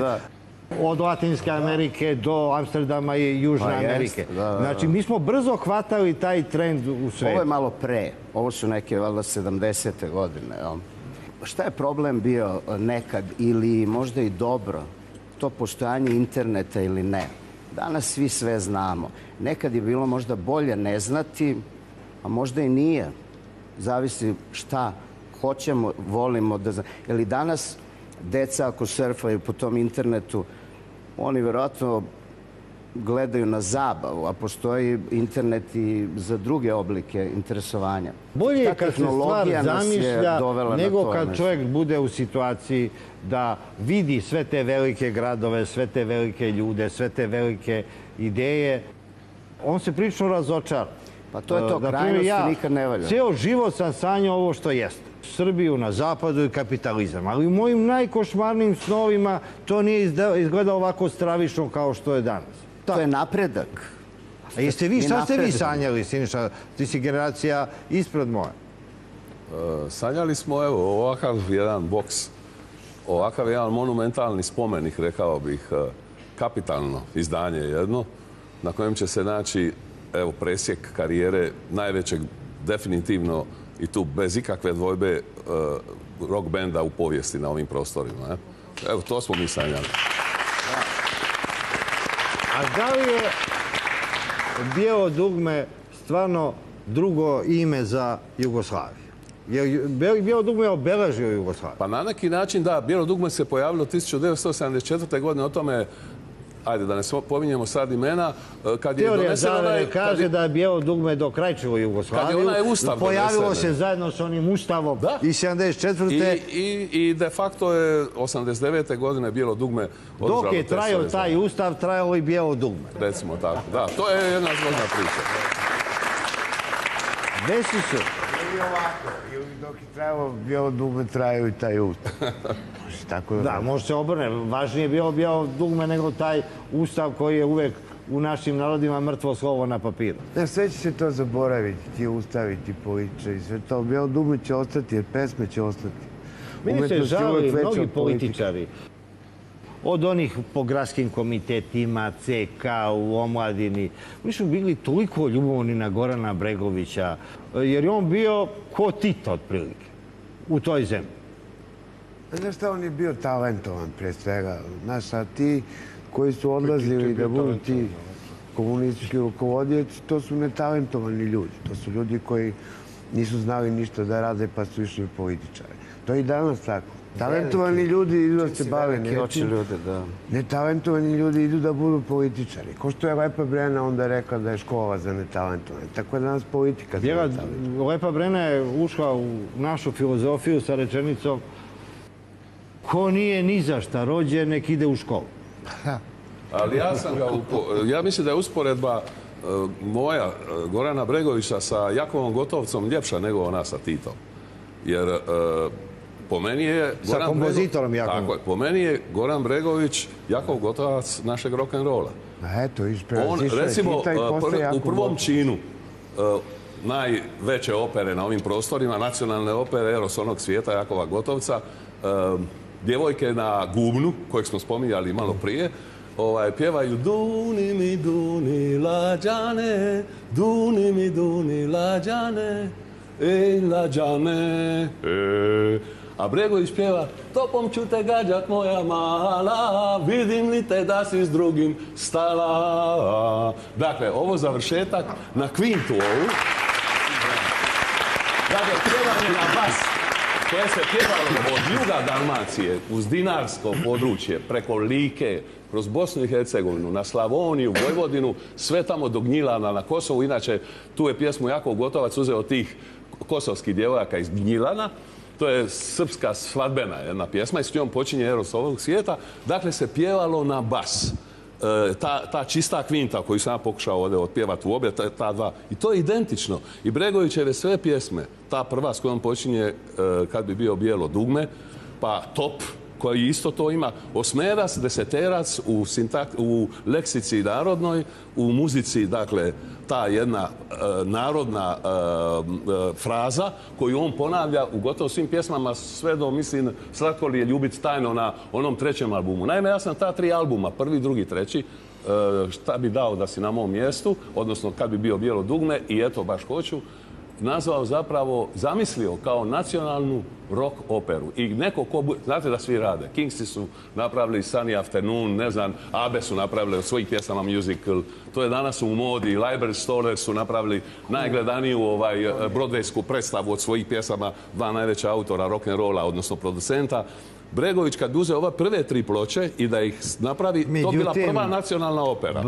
Bregović se stidi to Gorana Bregovića iz Bijelog dugmeta. To mu ja zamjeram. Njemu je sad idol Georges Bizet. On hoće Carmen sa Srećnim krajem. On je čovjek ozbiljan umetnik, ti to ne shvataš. Ne, ovo mu je šteta što nije danas on među nama. Ovdje on je u Moskvi, naime, ovih dana. Ali ovo mu je na diku i na slavu i on se s ovim ponosi. Ja to vjeravam. Ali, Rako, Goran Bregović je sad ozbiljan umetnik. On je ko Mozart, ko Beethoven, ko takvi tipovi. On ne zna da je postoje neki Goran Bregović iz Bijelog dugmeta. On ne sjeća toga, jel? Pa dobro, on ima zaboravno to pamćenje. Sjeća se, ali volim više ovu novu ulogu, ovo što je... Ovo kao Mesija, kao čovjek koji nastupa u Carnegie. Pa vraća mu za sve se u životu vraća, znaš, ono. Ali činjenica je da će ove pjesme, koje je Goran napisao, da se slušaju još generacijama iza nas, mislim, poslije nas. I to je ono što ga čini velikim, u svakom smislu. I ovo što radi isto, i tu Carmen tvoju što se spominje malo opet sa Srećnim krajem, i doći jednog dana da uđe u istoriju muzike kao njegovo veliko djelo. Kad se Goran Bregović pojavi u Berlinu, u Londonu, u Njujorku, oko njega se tiskaju najmoćniji ljudi sveta. Da. Ja sam bio u situacijama da predsjednik Mercedesa me pita, poznaješ li ti Gorana Bregovića? Pita me, kao što su pitali kraljevi za Mozarta u 19. veku. Je Goran svjestan te svoje svjetske veličine? Relativno je svjestan, uvijek je bio skroman, zaista. Imao je u svom životu fazu skromnosti uvijek, od prvog dana do danas. Što se tiče popularnosti, što se tiče načina života i svega. Tako da, znači mu sigurno, znači svako voli da je popularan, to je normalno, ali on to malo drugčije doživljava, ja mislim. Živiš u Americi posljednjih nekoliko godina i srećeš ove ljude koji su pobegli sa ovih nesrećnih terena, te bisere rasute. Po čemu se oni sjećaju Jugoslavije i šta je u njihovoj nostalgiji? Da li Bijelo dugme ili nešto drugo? Ja sam živio do skoro, sad sam ponovo u Srbiji i vjerojatno ću ostati duže, bitno duže nego prethodnih godina, a verovali ili ne, mi nismo razgovarali o takvim stvarima. To su ljudi koji su otišli uglavnom zato što su smatrali da će u svetu dobiti bolju šansu, da se bave onim u čemu su dobri, tako da u tome postignu najbolje. Mi, nažalost, nemamo još uvijek ne dobar, nego praktično nikakav odnos prema ljudima koji zaista u nečemu vrede i oni su prinuđeni da negde napolju pokušaju da pronađu svoje mesto. Ti briljantni pojedinci koje sam pomenuo, u kojima Srbija nikad nije oskudevala, morali su u jednom trenutku da prihvate progonstvo, dakle da odu. Postoje ljudi koji su sasvim sigurno ostvarili američki san, ali bismo onda morali da znamo šta je taj američki san. Pretpostavljam se tu misli na otvaranje velike pare, na velike kuće, na velike bazene. Ima mnogo ljudi koji su to ostvarili. I ako su oni time zadovoljni, ako ih to čini srećnim, onda je to potpuno u redu i naravno ako su do toga došli ne skrećući sa svog pravog puta, ako su do toga došli nekim drugim načinima, onda možda tu i nema tako mnogo sreće. Ali problem je, mogu bih da citiram jednu od pesama Milana Mladenovića, što ovo nikada nije bila zemlja za nas. Ali nijedna druga zemlja također nije zemlja za nas. I onda se nalazimo u jednom procepu, u jednom paradoksalnom procepu da zapravo nigde ne pripadamo. I onda, pošto ne pripadamo nigde, pokušavamo da se okrenemo sebi i da u onome u čemu smo dobri budemo najbolji bilo gde. Ovde ili u Americi ili na nekom trećem mjestu. Ali tragične su emigrantske sudbine. Mnogi pametni, mladi, talentovani ljudi koji bi u normalno vremenu mogli da pišu knjige, da pišu muziku, da stvore nešto veliko i da afirmišu svoje ime, su na zapadu završili u restoranima, u nemaštini, u potpuno izgubljenoj stvarnosti. Ti si video i te sudbine. Malo ko je uspeo. Ali barem znaju da im se to nije desilo u njihovoj zemlji. Mislim da je to bitna razlika u osjećanju i u odnosu prema sopstvenom životu. Znaju da se to nije dogodilo u njihovoj zemlji, ali nisam siguran da ih je ovde očekivala bolja sudbina od onoga tamo, jer sistem je ovdje uvijek imao 4 načina. Da rade u Americi ono što bi bilo sramota da rade u Beogradu. Pa tamo nije sramota raditi, ovdje nažalost ponekad jeste. Ovdje je sramota bilo šta raditi u Srbiji. Tačno, to je problem i to je glavna razlika između Amerike i Srbije. I teško onom vladaru srpskog koji natera ponovo Srbe da radi. Zavisi od toga šta radite i zbog čega to radite, ali sistem se ovdje odnosio prema briljantnim pojedincima, uglavnom u 4 faze. Prva faza je bilo fizičko uništenje, dakle ako možemo da ih ubijemo, onda daj da ih sklonimo na taj način. Međutim, ne možete baš svakog da ubijete, pa onda ako ta prva etapa ne odgovara vašim namerama, onda ili datoj situaciji, onda gledate da ih prognate.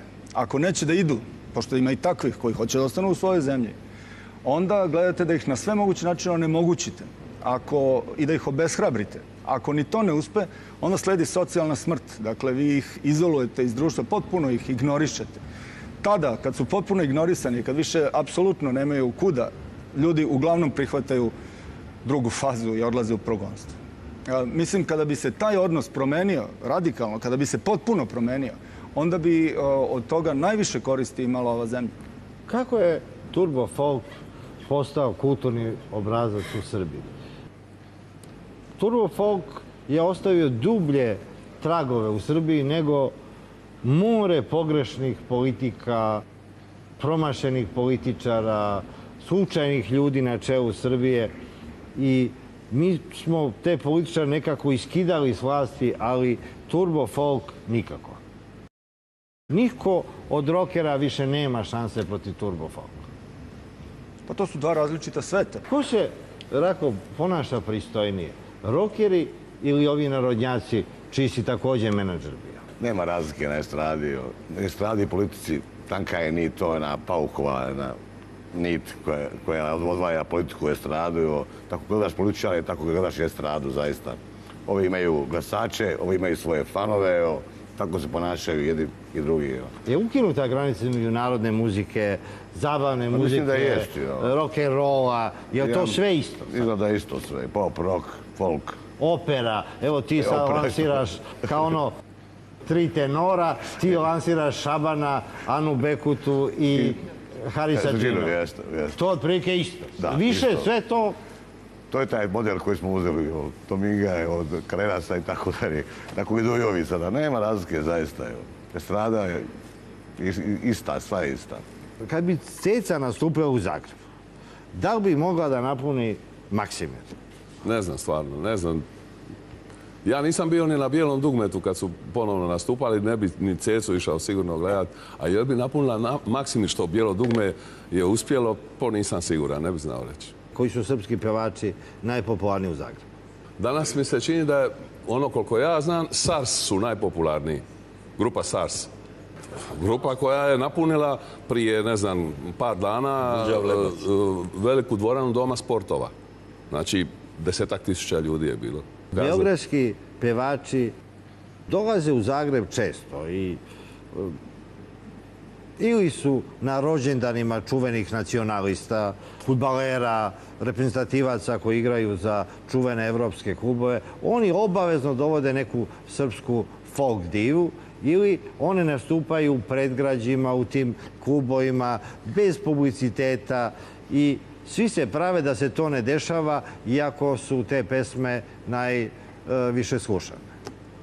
Da, Svi se prave i ja se pravim isto, jer ne zalatim u te Čekaj, ti krugove. javno ne bi smeo da kažeš da slušaš Cecu. Jel bi smeo ti da kažeš? Smeo bi, naravno, smio bi, ali je ne sluša. Zašto ne Pa bi dobro, smio? ali kad bi si isključio kamere, ti bi rekao, obožavam Cecu. Ne bih rekao, ali nema ja tvrd tako stav ni prema turbo folku, narodnoj glazbi općenito. Mislim, sve je to showbiz. Sve ti je to. Ja sam i bio glavni urednik, kao što si rekao, u ne bijelom dugmetu, ali nakon bijelog dugmeta od 85. pa do 91. pa i u Croatia Recordsu, sve dok nisam otišao praktički u mirovinu.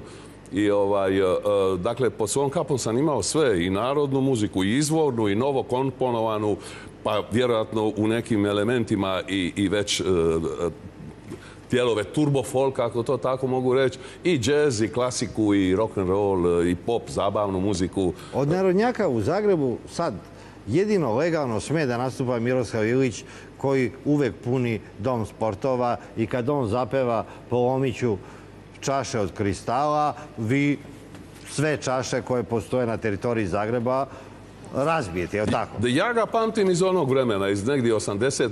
8. godine, kad sam i bio na jednom koncertu u Domu sportova, kad je i bio on. Ali ne znam, danas stvarno ne zalazi. Nećeš me tu naći. Jer se izdaje nešto od beogradskih pevača u Croatia Records? Je. Mi izdajemo, mi smo izdali zadnji album Van Gogha. Mislimo da će i Van Gogh, ako ne ove godine, sljedeće godine odraditi jedan dobar koncert. Rok u Zagrebu ima jedno mjesto koje se zove Tvornica, a ima jedno malo mjesto koje se zove Mala Tvornica, koje je otprilike kao vaš studio.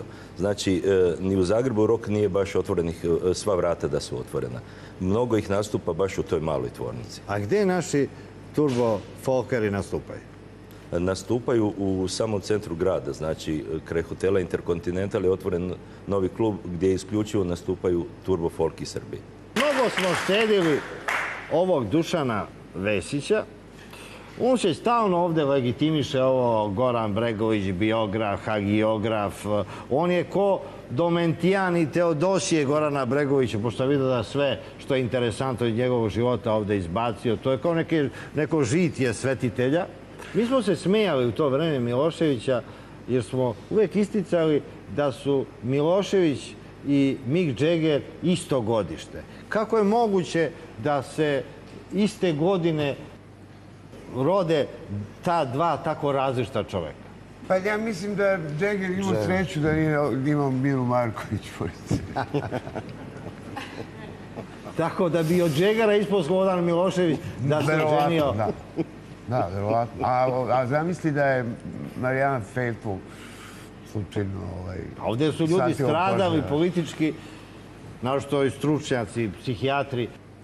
Profesor Jovan Rašković, vođa hrvatskih Srba, kad je upoznao Slobodana Miloševića i kad su se dogovarali šta da rade, on je napravio neoprostivu grešku. On je pitao kao psihijatar Slobodana Miloševića da li je prevario svoju ženu, i to je bio kraj njegove političke karijere. Eto, tako i psihijatri su nepromišljeni. Ali evo, ti si upoznao Jaggera, nisi upoznao Miloševića. Ne. Je liči Mick Jagger i Slobodan Milošević, iako su iste godine rođeni? Nisam ja znao te detalje što, kažem, mislim to godine. Pošto nekako postoje ljudi koji se balzamuju i traju, poput Mick Jaggera, a za Miloševića stvarno... Ja sam 79. otišao, to je odveo me put tamo gde sam i sad, tako ja zaista mnogo tih detalja ne znam. Osim možda te neke ružne koje moraju da dođu do čoveka. Što su ružnije stvari, to pre stignu do Londona. Pa na neki način. Moja jedina, najbliža stvar koju sam doživio u vezi Miloševića je moj pokojni drug i kolega Vican Vicanović. Njega sam sreo u Londonu i on mi je rekao, kaže, Rašiću, jel možeš ti da zamisliš, ja sam predsjednikov fotograf, a moje slike koje bi ceo svet voleo da vidi, ja ne mogu da prodam.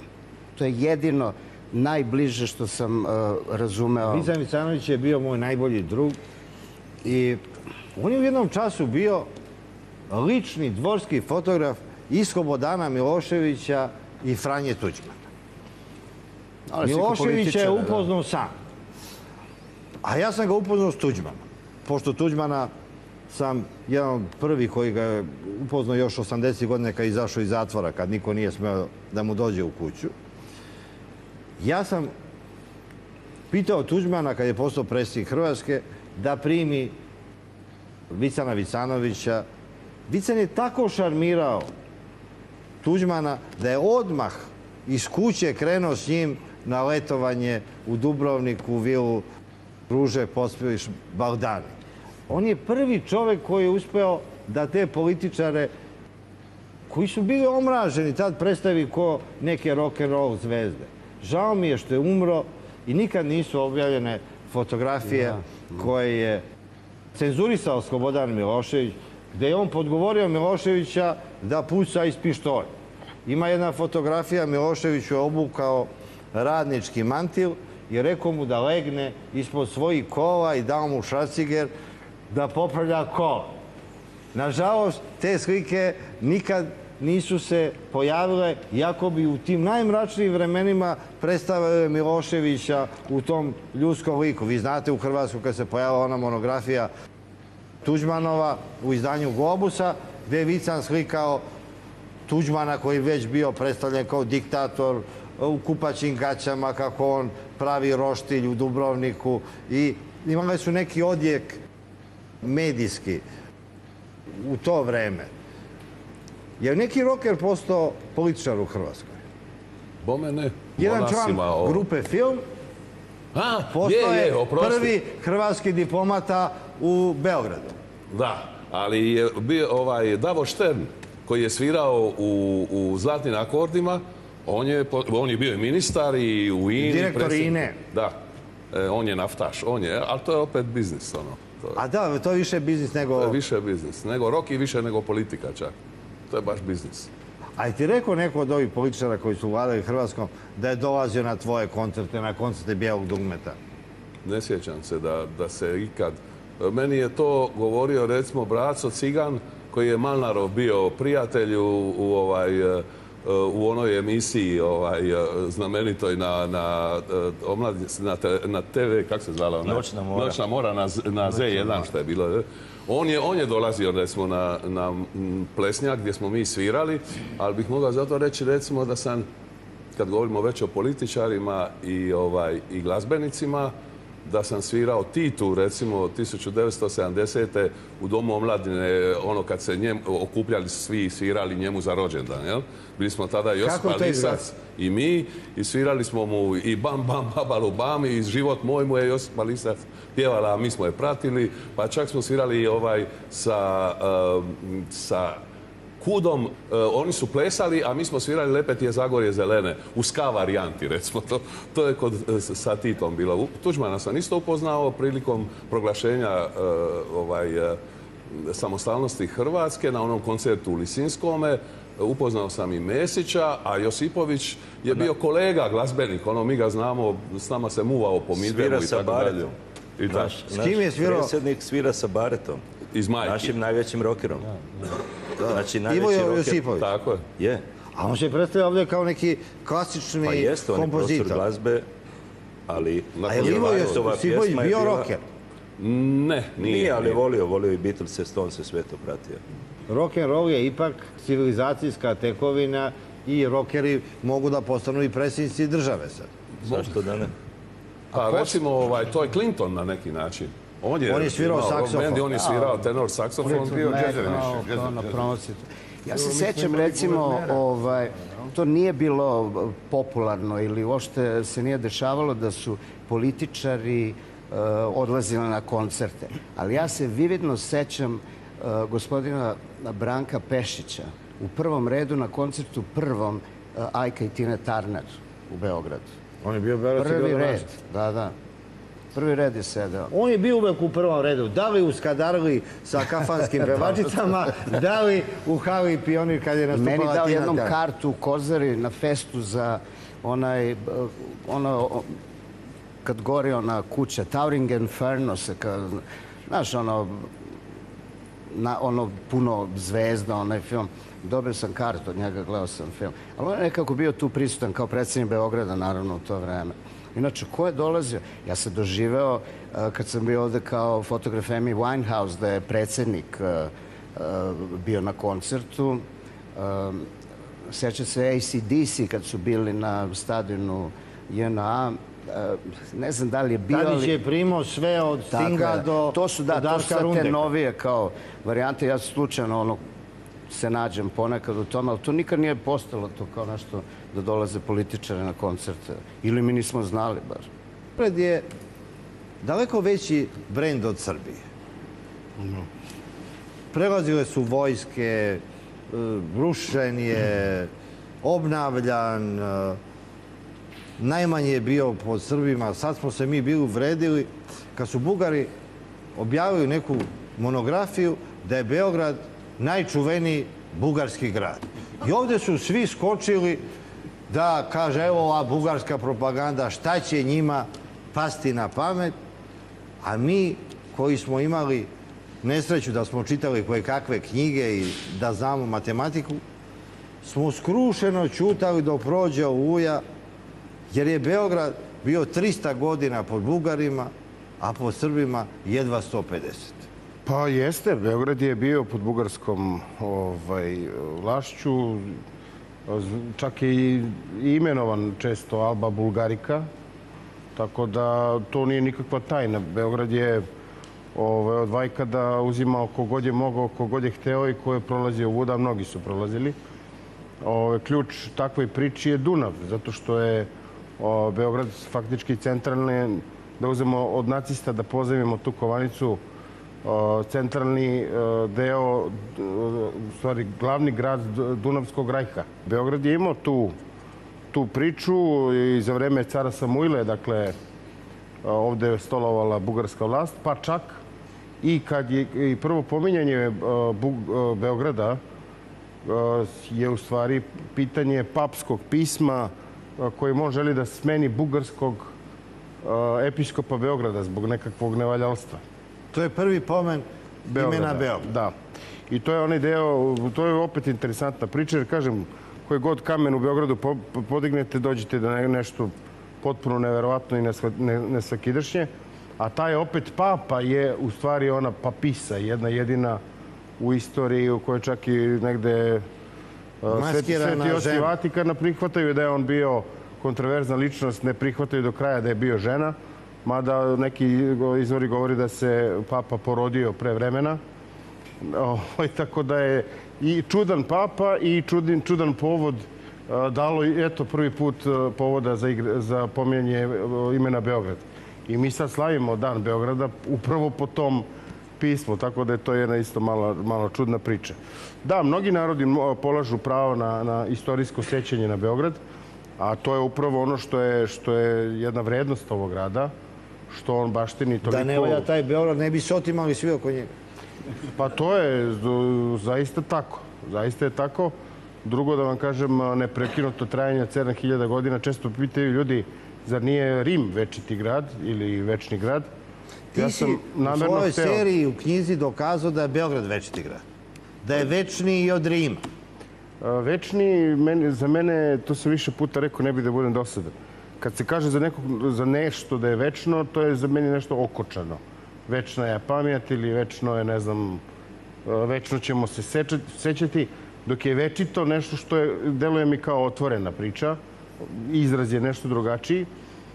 Prvo, Beograd jeste stariji od Rima i to značajnije, vremešniji dasa. Kako da ne bude kad su Srbi najstariji narod na svetu? A vi isto u Hrvati govorite da ste vi najstariji narod.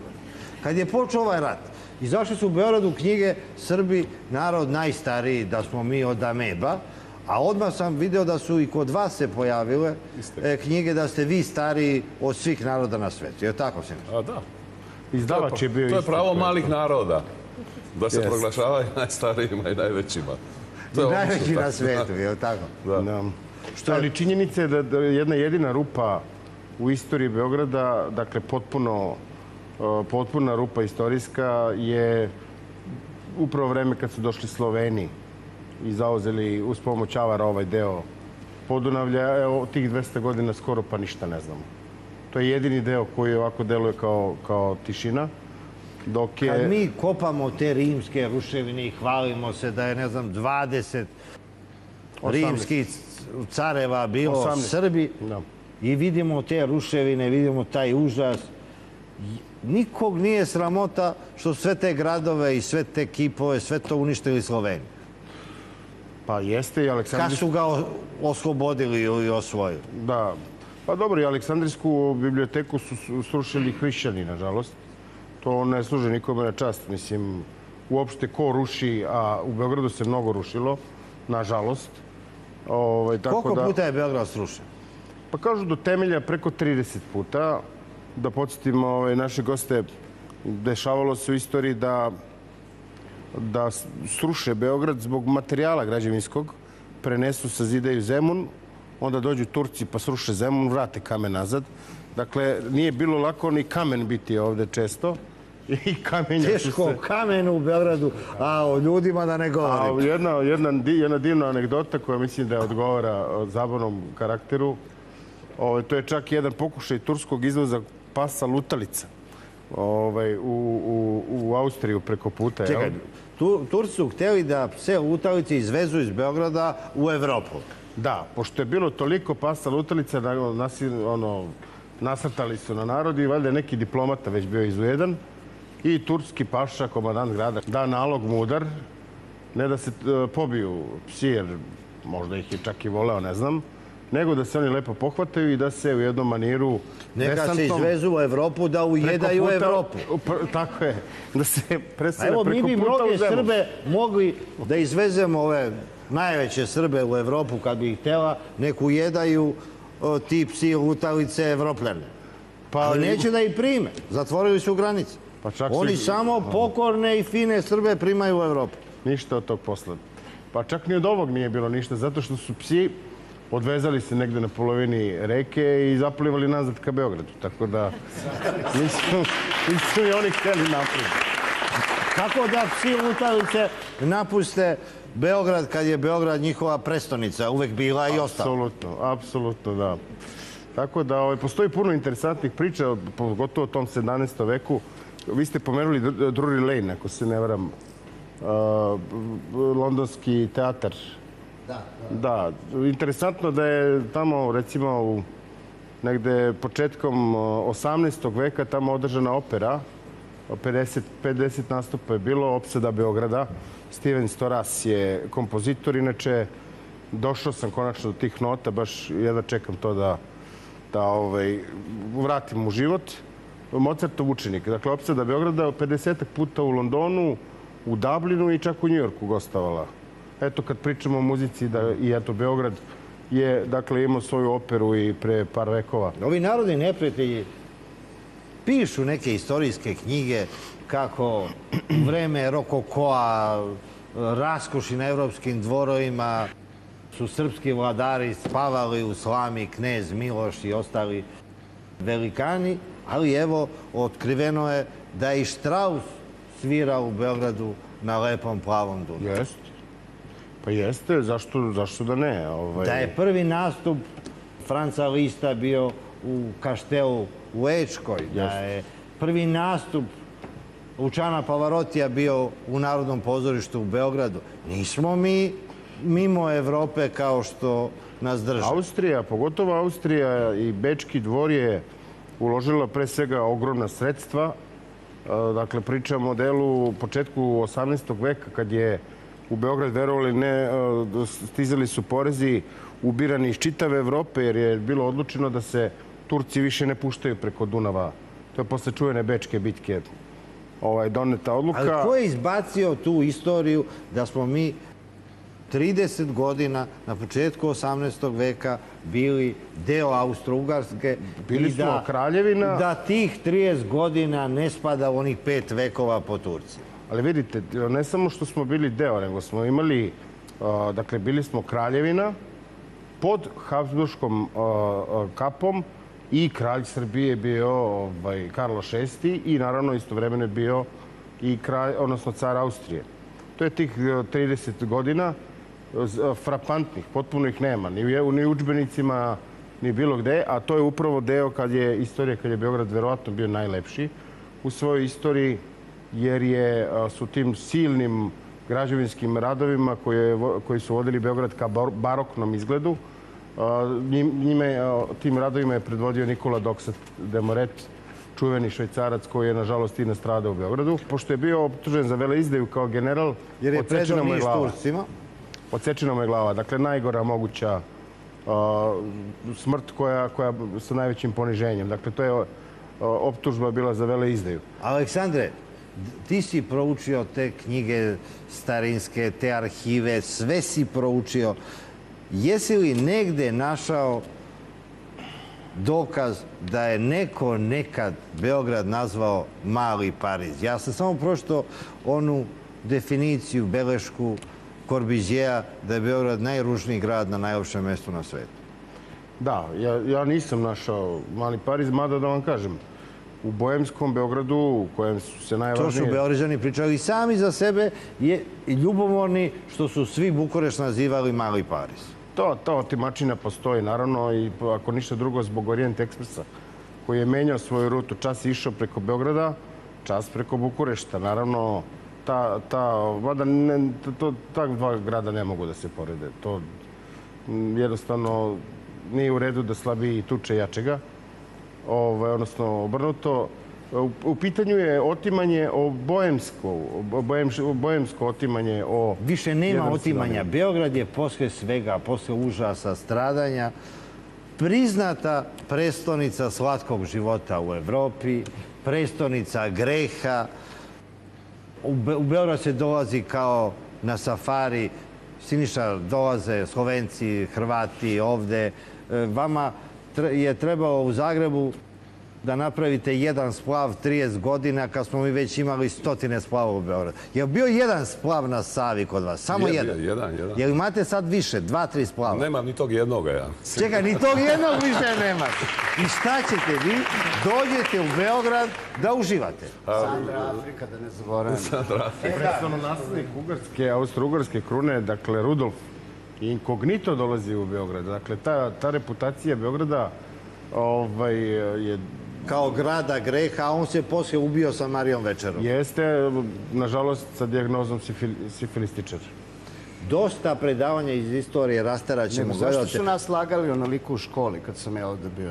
Niko nam ništa nije pričao, ja naučio tolike priče večeras. Sad ću mi na kafu. A on je čovjek vaspitan u rock'n'rollu i on je na glavačke postavio istoriju. Evo, rock'n'roll, istorija Beograda je mnogo zanimljivija od ove koju smo mi učili u školi. Zaboravite tu istoriju škole, gledajte televiziju i to je to. Mi smo učili istoriju šuma Striborovih. Tako da... Kako? Šume Striborove, sećate se. Da. Džonija Štulića, pominjam ponovo. Pa da, Džoni Štulić je preveo ponovo sve grčke tragedije i Ilijadu i Odiseju na srpski jezik. Jer to se zna u Zagrebu. Zna se, ali nemam komentare na to. Njemu u Zagrebu vi niste dali da prevede sve te grčke tragedije i onda je morao to u Beogradu 18 tomova. I na kraju je razočaran, napustio sve i otišao u Nizozemsku da igra u Utrehtu fudbal i da vozi taksi. Zašto Džoni ne nastupa u bilo gde na rušenjama Jugoslavije? Ne znam, evo, možda je on najbolje rekao, Džoni je valjda pravi boemo do kraja, onaj jedini možda ovdje. Ne, on je ponudio ovde u Beogradu jedino da, kako je rekao Bori Đorđeviću, da ga utrapi da igra fudbal u Crvenoj Zvezdi. To pristaje, ali da svira više neće. Na YouTube-u jedino, on sad ima te svoje. Da, ima ga na YouTube-u. Ima ga dosta, da. On sad peva sve čuvene pesme narodne muzike. Da, međutim, da vam kažem... Najviše voli da peva Džoni Štulić Silvanu, je li tako? Džoni Štulić je neispričana priča. Zaista, on je klasik ovih prostora i možda najveći među muzičarima. Čekaj, ti ove filmove i knjige praviš na osnovu filozofije Džonija Štulića. Pa, naravno da ne. Na tebe, osim Džonija Štulića, ne uticao ni jedan srpski istoričar ni hagiograf, ni pisci, oni žiti vekovni. To te uopšte ne interesuje. Ti pusti Džonija Štulića i srpska istorija možda izgleda i ovako mnogo uzbudljivije nego ono što smo učili u školi. U emotivnom pečatu, u emotivnoj matrici tu je i naravno i Bijelo dugme i Džoni Štulić ispred svih i EKV. Dakle, čovjek ne može da pobegne od onoga što on jeste. Tako da u emotivnom smislu, da, ja pišem možda upravo rođen u tim himnama jugoslovenskog rock'n'rolla. Da, zašto da ne? Za večeras toliko, ovo je bila ćirilica.